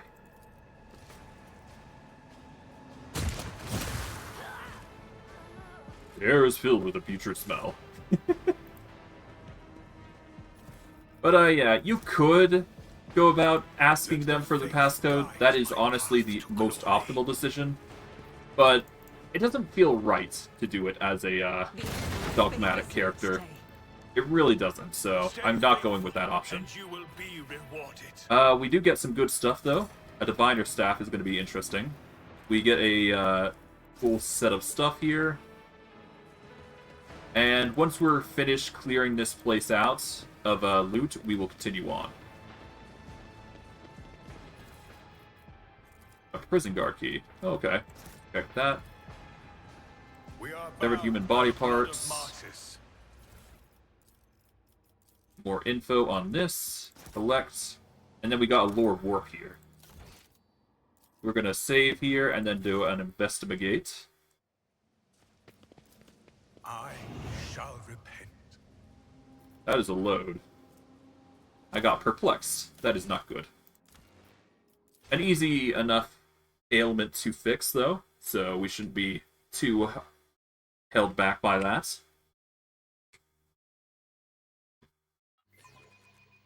Alrighty.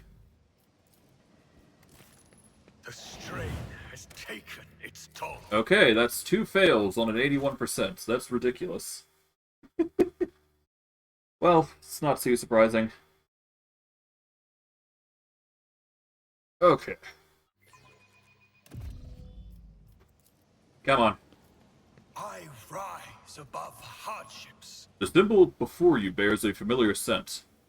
Let us The walk dark this forces of path chaos are to the relevant end. here. Okay. Well, we've got 2 doors. I'm gonna take the... Well, first, let's pick through this.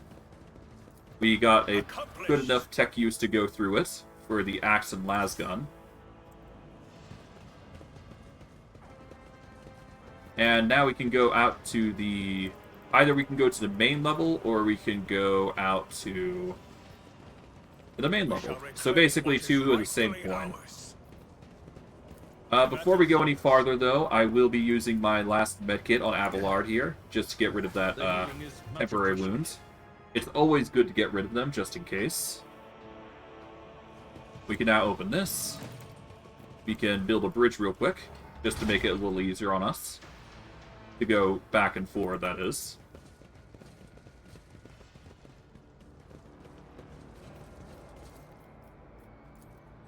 Alright. There's some dead guards here, but there is also an open pit here. Alright. Bowhammer. Shotguns knock enemies back when shot in an effective range. Okay.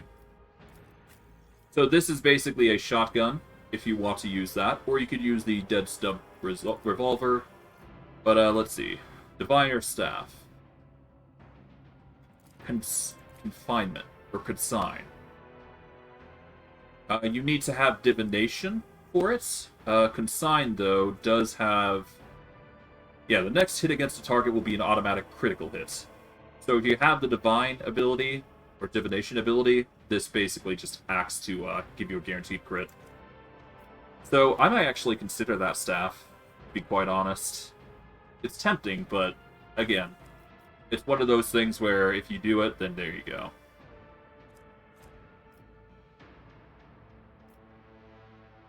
Regardless, let's see. Abelard, well, let's see what we got. We've got some chainmail. It's not as good as the Seneschal's gear, so we're not going to bother with that. Let's see, what else we got? We've got this, which is good for Endure. When the wearer uses Endure, they immediately remove one of the effects on them in the following order: Burning, Toxin, and Bleeding.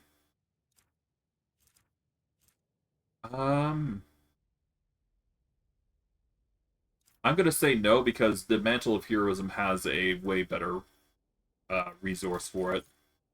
But we can give Abelard the other medkit, though. So that's going to be good.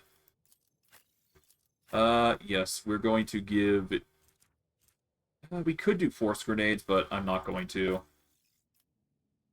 Although I should probably, at the very least, utilitize everybody with some form of militaristic tool.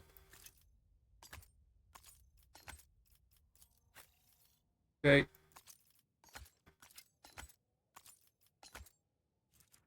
Might as well. Abelard's already set up, and for me, well... There we go. That should be good enough. We'll save here. And to the open pit we go. This is going to be one hell of a situation here.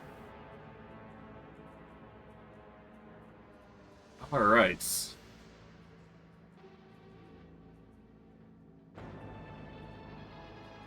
For us, I believe the issue was obviously going through here. The duty prevails. A Medicae here, huh? I have proven myself. The evidence yet suggests the again. victim was killed by poisonous gas. Know your duty. Speaking first, use mess to extract sand. We get some more fire grenades and force grenades.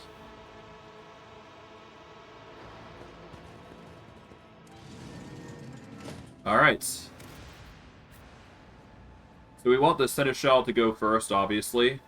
But we'll have to worry about these things in a bit. So for now, I'm going to see how we fare in battle, and we'll go from The there. divine watches over us.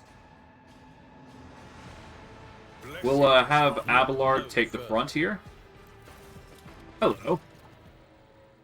I told you, Evie, they're hiding so much from us. Arrogant mentors, holy brothers and sisters. What have they ever given us? Nothing but a pile of fibs and useless abominations. The voice of the man standing with his back to you sounds almost soft. Heedless of everything but what is in front of him. He leans over a prisoner dressed in expensive clothing. But the bird, she is different. She spoke with me like no one has ever before.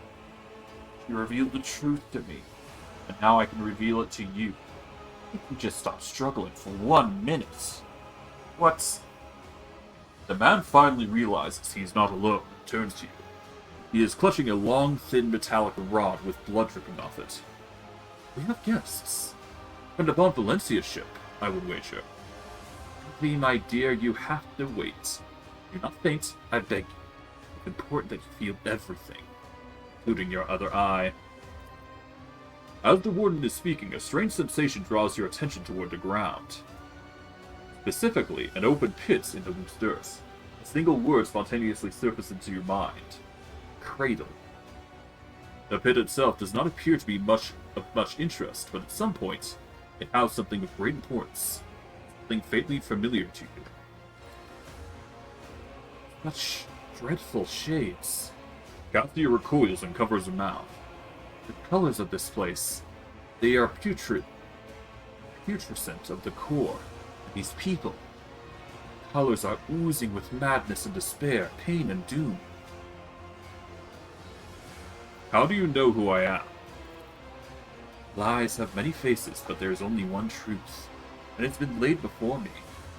I knew the enemy of the truth would come here sooner or later. You know, we had this guy once. He was a quiet one. One day we walked into a middle deck bar, threw one back, and then pulled out a gun and started shooting people left and right without saying a word. Then he shoved the barrel into his mouth and blew his brains out. Our warden here has the exact same look in his eyes right now. Who is that on the table? Sincerest apologies. Where are my manners? Please allow me to introduce Yvain Winterscale, the younger son of Caligos Winterscale in the flesh. You know, he was so close to witnessing the truth right before you interrupted our little chat. A fleeting glance at Winterscale's outstretched body is enough to turn your stomach. Torture. The very word makes you cringe in shameful horror. Your mind reels with memories you have tried unsuccessfully to push the back of your mind all these years. How dare you, contemptible peasant! Every drop of noble blood you spill, you'll pay 100-fold more. Cassia turns to you for support with an expression that is equal parts indignant and frightened. Abelard shakes his head somberly. That poor fool. I knew nothing good would come of his naive attempt at negotiating with heretics. However, Yvain appears to still be alive. If we make haste, we may yet save him. Having a sign of House Winterscale in your debt would certainly prove beneficial. Step away from the hostage at once. The woman sneers and glances at the maimed young man. Hostage? How rude. Young Winterscale is my guest and dearest friend.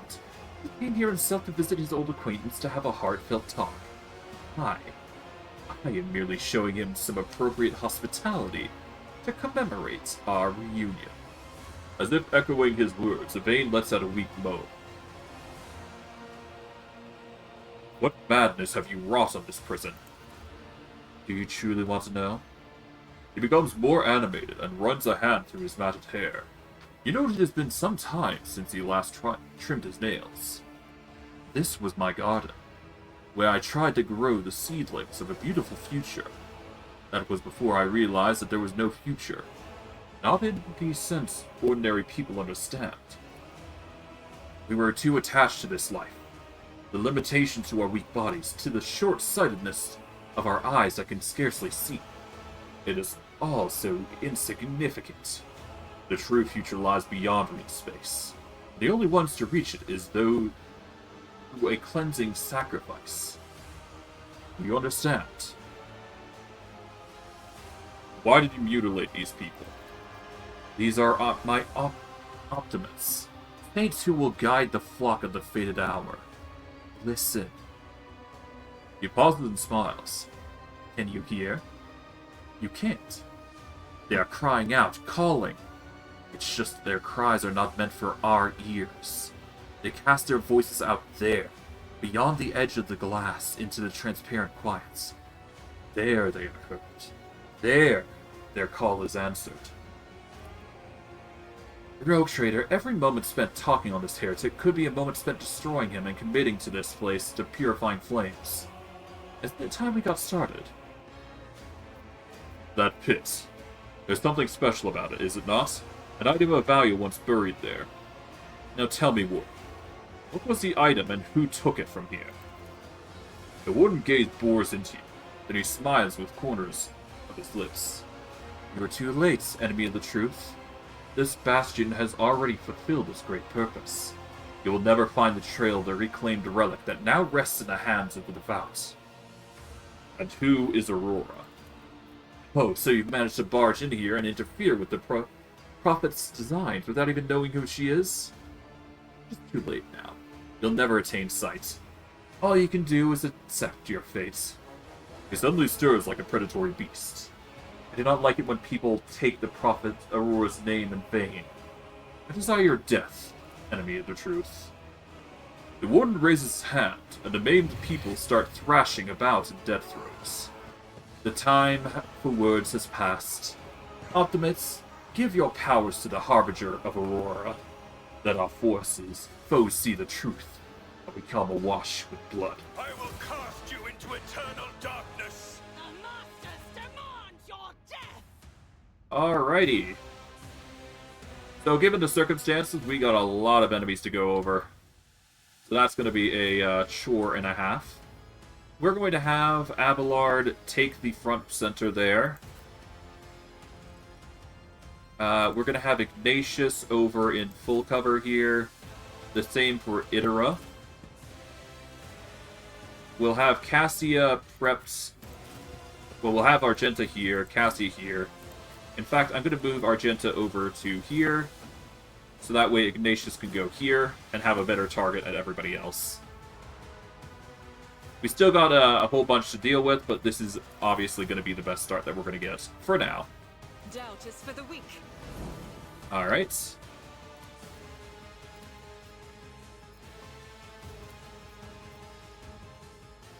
I'll have to start with some enemies here.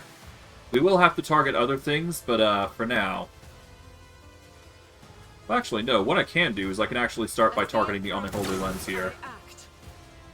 Oh, we got crit. Nice.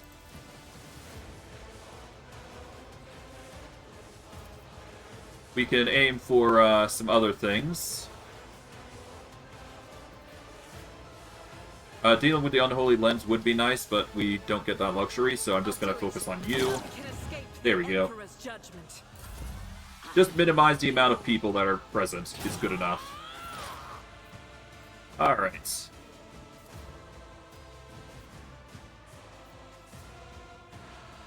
If I do lightning here, I'm going to hit Abelard, which does suck. But for the small price of hitting Abelard, I would get 2 kills.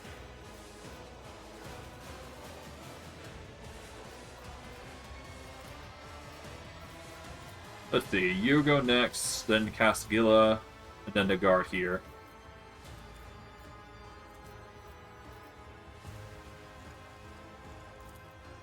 If I do a crack grenade, that would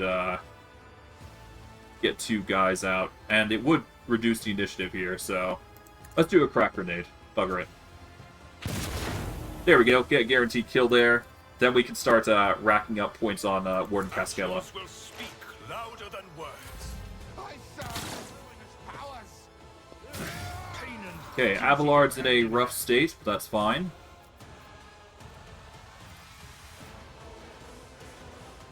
Okay, if we go into here and go with Lidless Stare, that might be good. But I'll save just to be safe. I'll save under Pain 2 here. I don't know whether this is a good option, but we'll still give it a shot. The navigator is coming.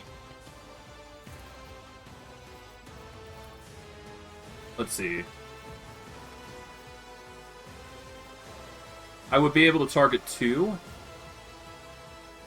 which is a good start.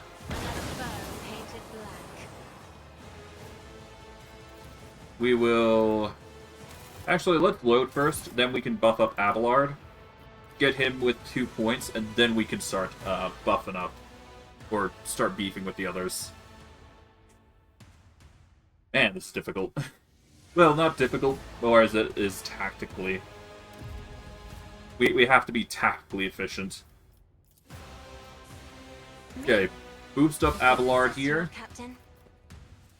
We will give him a... You know, now I think about it, I could just do, Yeah, what am I doing? I could do Voice of Command and then, Well, no, I will do that next round. I'll give Ignatius another round to work with. But for now, let's guarantee these 2. I'm not accustomed to being ordered around. There we go. Well, it's not ideal, but it will work.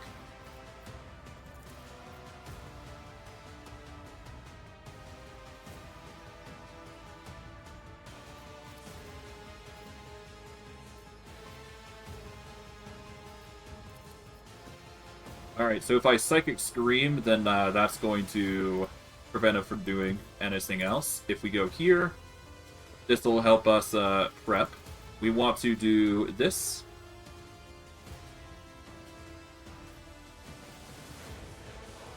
Yeah, this is going to give us a buff. There we go. Now I could do forewarning here. Give a bonus dodge and parry, but I don't think that's what we do. Instead, we do a Psychic Shriek to guarantee the kill on this one. Anything else? Farewell. There we go. Just guarantee a kill on one of them. Alright, Abelard, we want you to make the Warden Castilla a sworn enemy. We beef you up even further. Brace for impact. And we don't even attack. We just leave you there so you can actually tank the blow.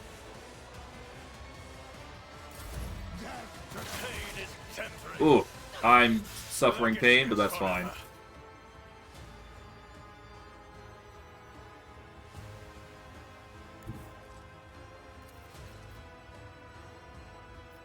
Okay, we can target you, we can target you, and you. We're gonna go for the guaranteed kill here. The less enemies that we have to worry about, the better. Alright, we're in a worse position. If we could, I mean, I guess we move over to here. Yeah, let's move over here. This is not exactly ideal, but we'll have to do. Because it will guarantee us some kills. So we go for this. Get the guaranteed kill. Or at the very least get the burn. Yep, the burn will get a kill here. You are going to be a pain, though. I nearly perished there, but that's fine. Alright, Cassia.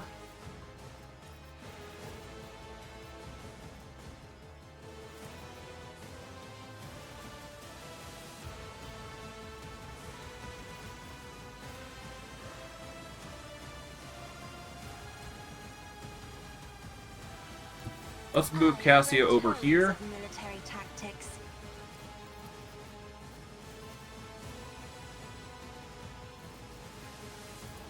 We're going to give...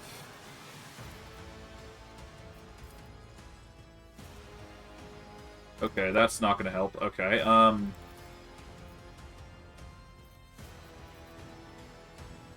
yeah, that's not going to help. Let's see. Cassia, do you have anything you can use? Not really.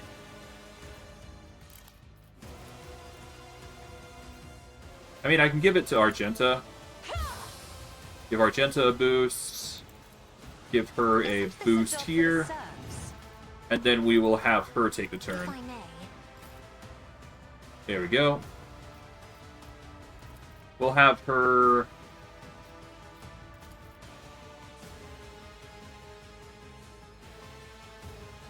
We dash out here. Or do we go for the kills here? We go for the kill here, I think. We'll aim for the 95 here. There we go. Okay, Cassia's turn is over. Itera. We'll give Abelard the boost. Was it you? Or Then we'll guarantee the... Yeah, we're going to move her over here. And then we go for the guarantee on this one. The other one will burn to death, which is good. will do. Be gone. There we go. Then we target Warden Castilla. There we go.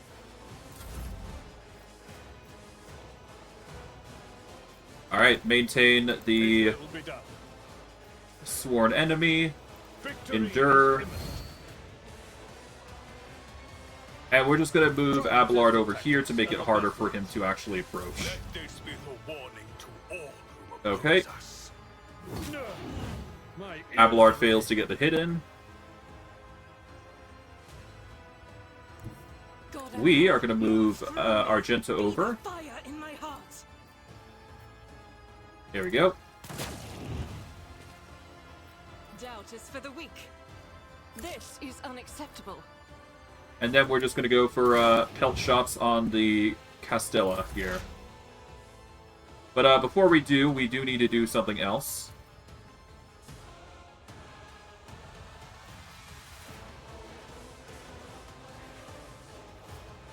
Your end is nigh. Okay, we're going to move over here. We're going to get rid of the Unholy Lens here. And we're going to prep more weakness on the Warden here. Precious Ooh. has failed me. Okay, Isn't this a job for the serfs? I'm not accustomed to being ordered around. this might result in Idara getting a killed, but that's fine.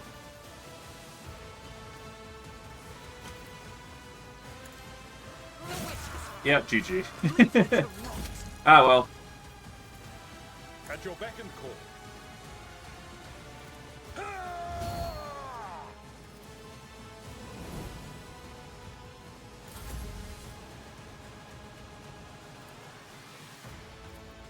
I'll do it. Oh, nice try.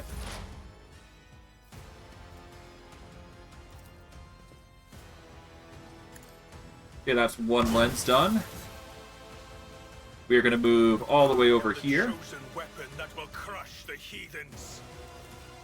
Actions Keep will speak sending up louder stacks than here. words.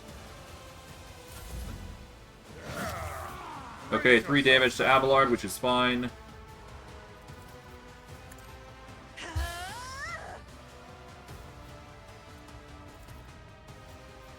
Okay, we can't give you another bit, but we can certainly give you an extra turn if we get into position. Be careful not to cross my Okay, gate. Cassia, go over. I'm afraid not. Too far. Okay, that's fine. I am a navigator, not a servitor. We'll give Argenta yet another turn. As the Emperor commands, I act. Hey.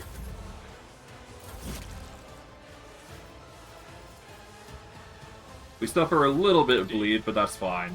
I can tolerate the bleed. It will be done.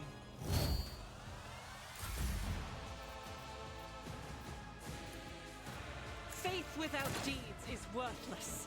As the Emperor commands, I act. I'll do it. Nearly, but no. Cigar, that's fine. We can just do this. Done. And then yet another part on the Warden. Ooh, Abelard's not looking good. Emperor, give me Okay, strength. Cassia, over you go. Isn't this a job for the serfs? Me. If you insist. Give my Ignatious a captain. bit of a boost. Isn't this a job for Then the give him a serfs? bit of a bigger boost. All we do is just Shall it be done? throw on another point, and then we do the nuke. That is a 78 burn with 13 damage per tick, which is ridiculous. I've suffered worse. And, well, Victory is imminent. At your beck and call. Indeed.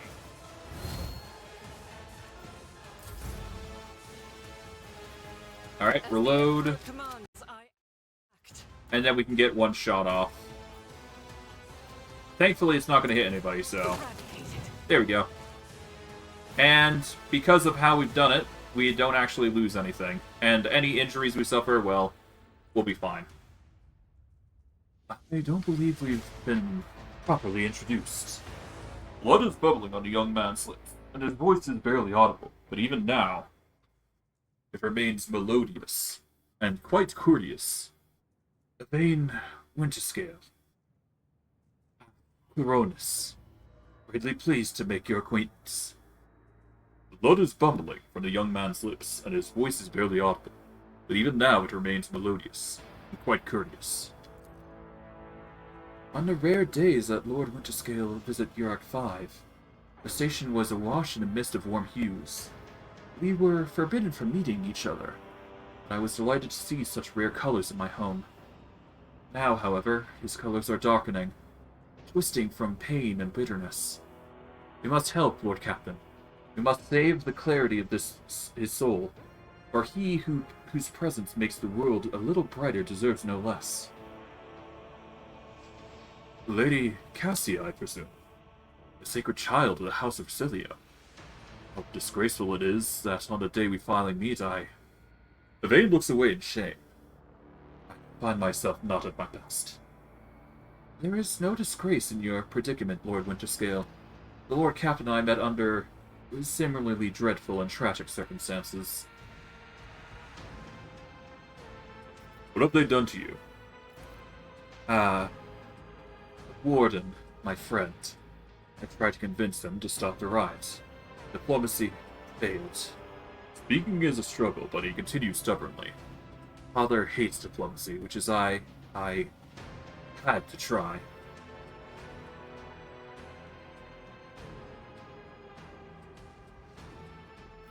Conserve your strength. You are wounded and need help. Wounded. I would have phrased it altogether differently. Tortured and maimed, perhaps. Have you ever had your eyes burned out? This is my first time. Not say I recommend a procedure, he is either trying to make light of the situation or growing delirious from the pain. I must take my leave. I will see to it that assistance is provided to you, and that you are escorted from here. He nods, giving into oblivion. We get some profit factor for our troubles. And of course, we got to secure the loot. We are bound by the blood of Of course, we did suffer a few injuries here and there, but that's, not unexpected. Your eye is drawn to the shards of the enormous lens scattered around the broken device. At first, you are uncertain as to what troubles you, but suddenly the realization hits you. The glass shimmers in a unique way, just as the same way as the shards of the unknown broken object you found near Theodore von Valentius' desk. What's the matter, Lord Captain? Why are you so interested in... Abelard trails off when he knows who you're looking at. He instantly makes the connection. By the Imperial Saints, it cannot be! Idora bites her lip. I see it too. Whatever that thing in her study was, it was made from the same material as this junk. What? Abelard is at a loss for words. He takes a moment to collect himself, and all at once they start pouring out in a hasty sputter. It is a mistake. Slander meant to besmirch the good name of a person who is now dead. He cannot even defend himself. First those minions of the Archimedes murdered the Lord Captain Theodore, and now... This cannot be tolerated. It will not be tolerated. Come now, Abelard. Remember what she's... Idora's smile betrays her grief, but at the same time is strangely knowing. Brazen, assertive. It was like her entire life was a race against fate until her fate caught up with her. In the end, she would have gone head first into a black hole if she had thought it would put her even one step ahead of everyone else, out of the expanse. If we could just find out what she was keeping in her desk, and why she went to get it during the attack. Sister Argenta's beautiful face is full of grief. How bitter is to know that you were born from bad blood, but do not let its knowledge drag you into darkness. The sister's words ring with a genuine, sincere hope that you be blessed with a worthier fate, not appear to be shocked by the news of Theodore's possible heresy. Life must be so easy for your sanctimonious preachers. A dubious trinket and you no longer see a person. You see bad blood. An annoying hindrance. There is enough venom in Idora's voice to poison an entire regiment. Argenta recoils, but the next moment her dark eyes ignite with fury. How dare you admonish me? We are speaking of abetting an argument enemy. A person who has tainted themselves, thus can never justify their actions. Sure. Why go through all the trouble of trying to make sense of anything when you can just label them a heretic and call it a day? Except, dear friend, I seem to remember that you didn't mind Theodora so much while you were aboard the ship. You didn't leave her side for even a moment. She rescued you, aided you, and your adoration wilted the moment you heard an accusation sullying her name. You weren't surprised or upset. You just gave up on her and moved on.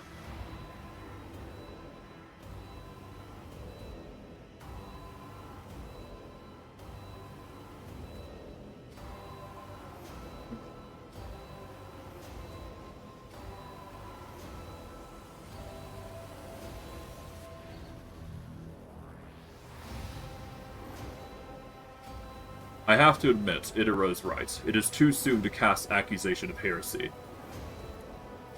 Ignatious, don't be naive. Theodora kept an unsanctioned witch by her side, like a pet. Do you really believe she would think twice about crossing the line in other ways? Hard to Let say. us walk this path to the end. But considering what I've heard thus far, Itera knows a lot more about the future, and we don't really know the details of what's going on with her.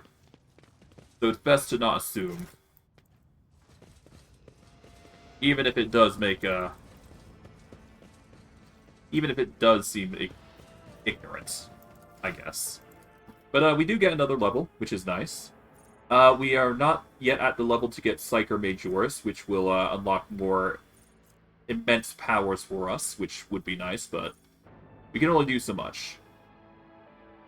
First psychic power used each turn increases Veil degradation by 2 points less. If this talent reduces the effect of the Veil degradation to less than 0, it is decreased by 1 instead. We do not want that just yet.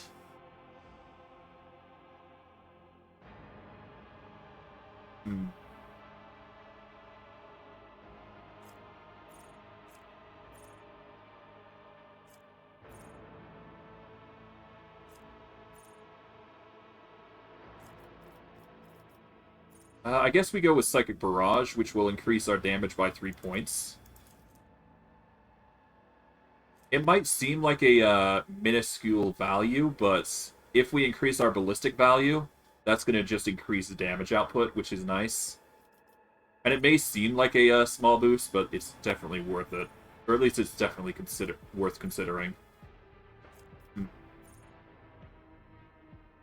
While the Psyker is not in the target's line of sight or the Psyker is in cover, all resistance tests suffer a -12. I suppose I could also go with this. Make enemies suffer a -12 to resist anything that we do against them. But I think the raw damage has the potential to do way more for us.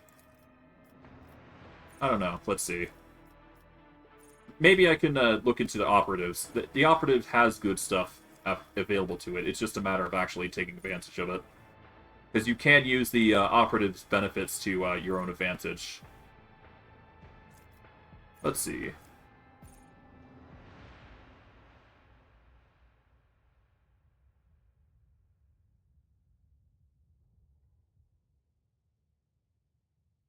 Successful critical hits from single target attacks increase the hit chance and dodge reduction by 20. Eh.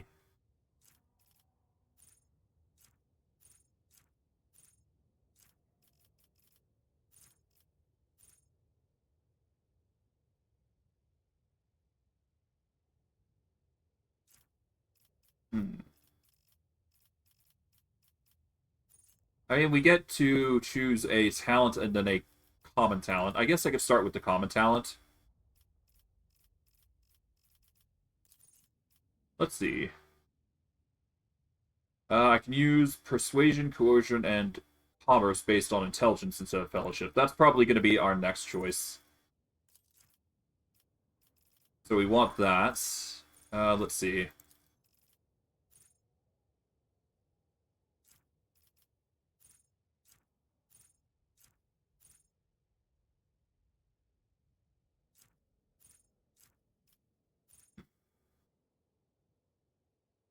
Expose Weakness. Honestly, I don't see myself using Expose Weakness often, so... I mean, I could make it free. But there is no reason to use Exposed Weakness again.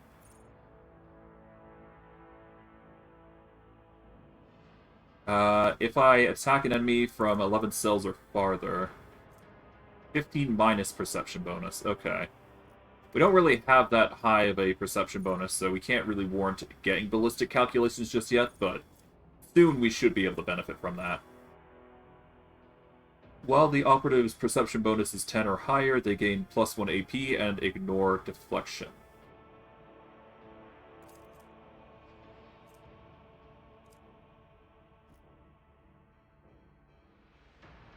Oh, perception bonus.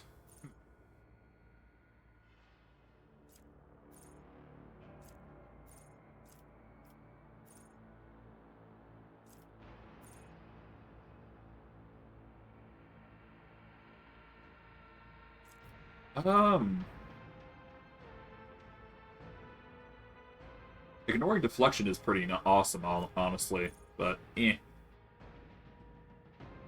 If the target of analyzed enemies has 2 or more exploits, they can target 1 additional exploit.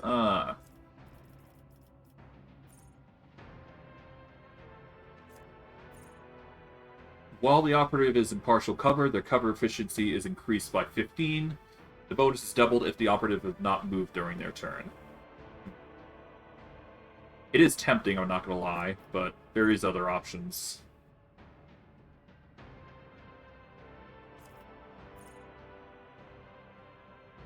The operative's allies gain 2 hit chance and critical hit chance while attacking targets affected by exploits. Nope.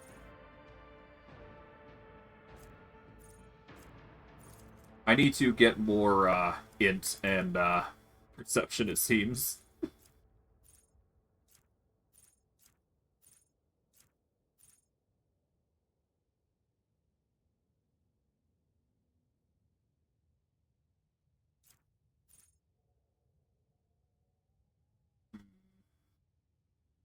If the operative has not moved in this turn, they deal 2 more damage with single shot attacks for every 5 cells between them and the target, and gain 4 ballistic skill.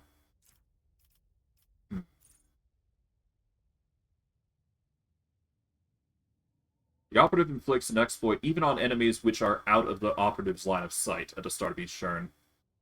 This is probably going to be the most powerful, because this will apply to everybody in the long term. But I think I do want to prioritize getting more exploits on somebody. The sooner the better. So, as long as we have 2 or more exploits, the target suffers an additional exploit, which is good. That'll be a good way to increase damage output. I could also attack an enemy that has full wounds and deal 14% more damage, which is probably going to be our best choice. We're going to go with that, and then we will go with Calculated Relation seems like the best choice. I could also go with whatever else. Next psychic power used after this ability will not trigger psychic phenomena or fails with warp, and will not degrade warp. So at the cost of 25% of our maximum wounds, we basically disable or prevent perils of the warp, if you will.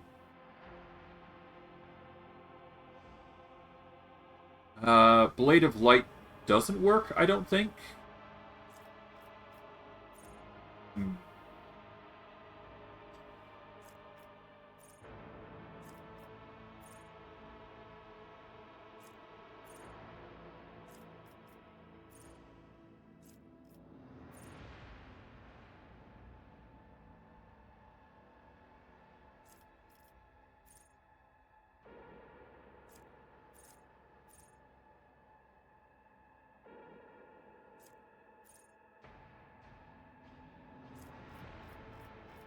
Yeah, I think I go with Calculated Relations. This is going to increase our Persuasion, Coercion, and Commerce equal to our Intelligence instead of Fellowship, which we do need Intelligence a lot, so that's probably going to be best for us. That's going to turn our... Well, once our Intelligence is back up, it will increase it by an additional good sum, which is good. Alright. I guess we go Athletics here. Or we could go Carouse. I think Athletics is probably the best choice for us. Yeah, we're going to go Athletics, because that's currently lower than Carouse.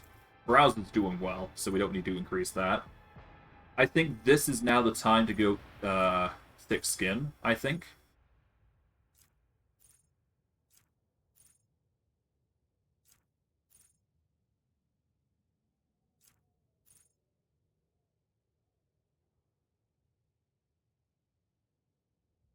Yeah, let's go with Thick Skin. This is going to give us +1 damage deflection, and our parry chance is increased by 25% of our total armor, which is going to be a ridiculous amount. Alright, Idara. For you, you're basically leveling similar to me.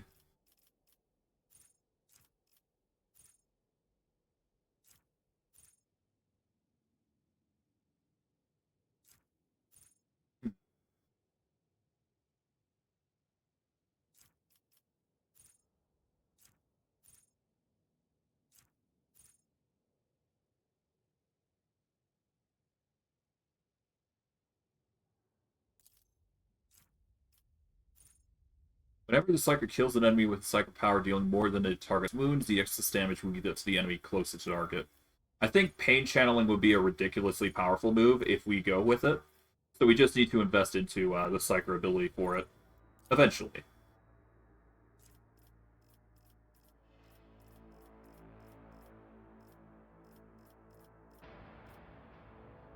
I was just scrolling through it. Give me a sec.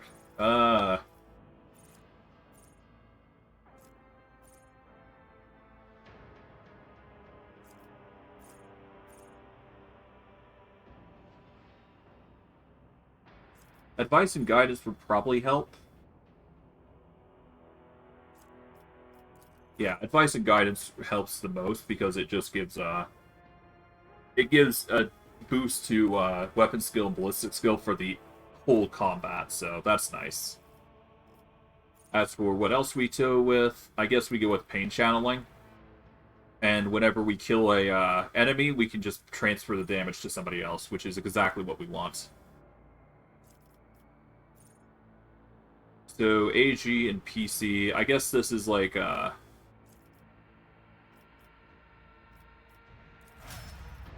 what is her current powers? She has... Yeah, she has Divination and Telepathy. I guess Telepathy is what gets us the, Yeah, I guess Pain Channeling comes from Telepathy? I could be wrong, though. Let me do a quick Google search. Let's see.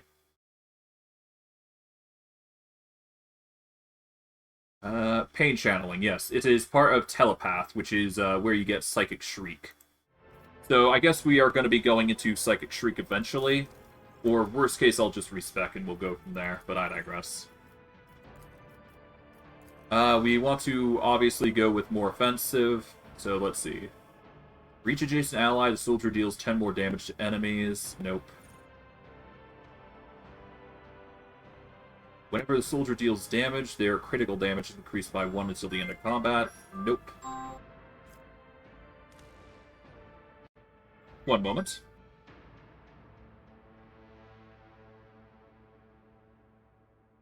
Just some random caller. Don't mind me. Let's see. Each shot fired by the soldier grants them 1 agility until the end of their next turn. That's not going to cut it for us. The soldier gains 8 critical chance. This bonus is doubled against enemies in which the soldier is protected by cover at the moment of the attack. This is probably going to be our best choice, and then we can choose between any of these. Demolition seems like the most logical. We could do with some more Medicaid, though. I'm going to increase Demolition, though. And then, of course, we got Cassia here. And let's see.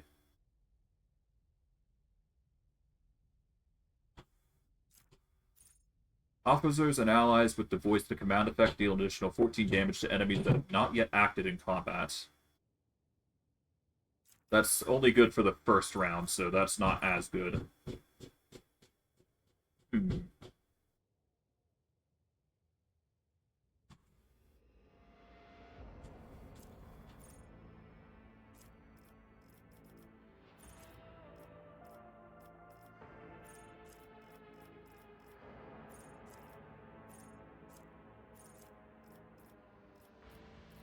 Let's see. Enemies damaged by the Navigator? No. Enemies affected by the Navigator's power suffer a -10 penalty to resistance tests against Navigator powers? No. Whenever an enemy fails a resistance test against the Navigator's powers, attacks against them gain 32 crit hit chance. The effect stacks but is reset by a critical hit.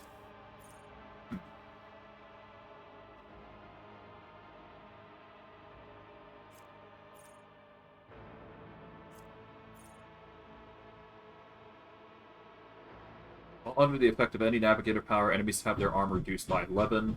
It is increased by the devastating parameter of the Navigator's staff, but does not stack.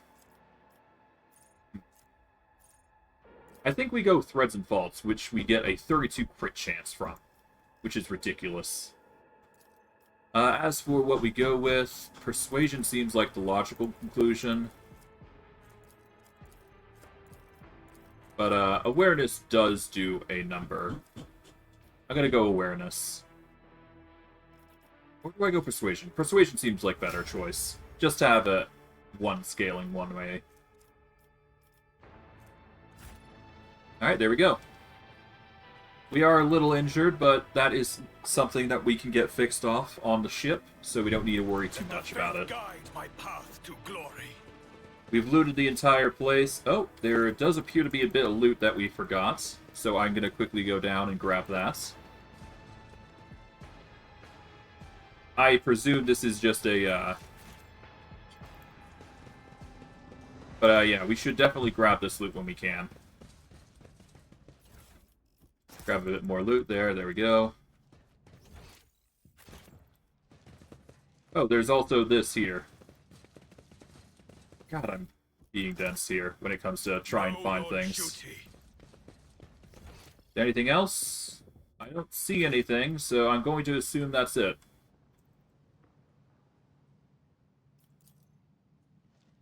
There we go. Now, into the barracks. Let's see if we missed anything in here. I don't think we did, but never hurts to check. Okay, so we did. Alright, now we can go.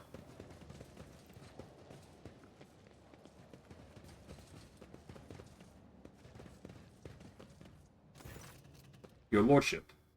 The rebellion has been crushed. I have news of your lord. He actually pitches forward. Is Lord Winchscale alive? Is he alright?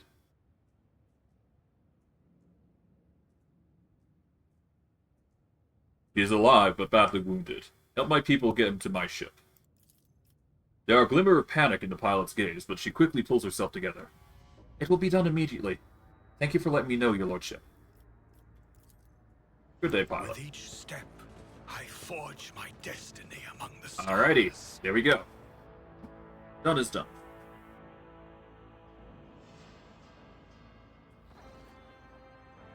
Permission to report, Lord Captain. Over the past 2 days, I've received several messages from different decks, complaining about anomalous behaviors in the ship Cogitators and Servitors. The machine spirits are restless and rebellious, and no tech litany or ritual of pacification can rid them of this obstinacy.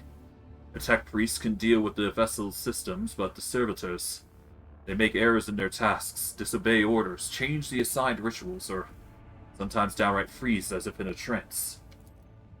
A clip comes through the box channel, followed by a weary sigh. Lord Captain, occurrences such as these are caused by errors in cogitator calculations, or have some other sensible explanation. I beseech you not to take after those who whisper about the ship being cursed or possessed.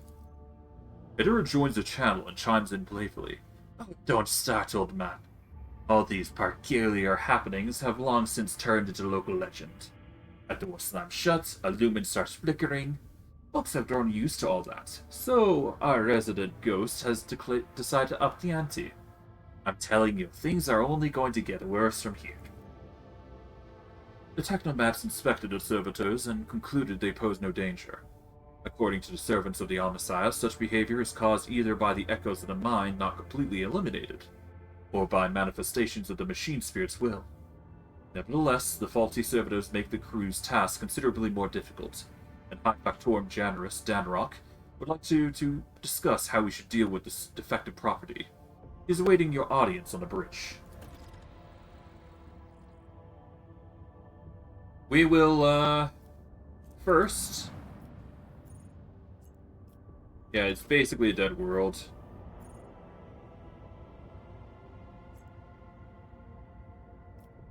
Points of interest detected.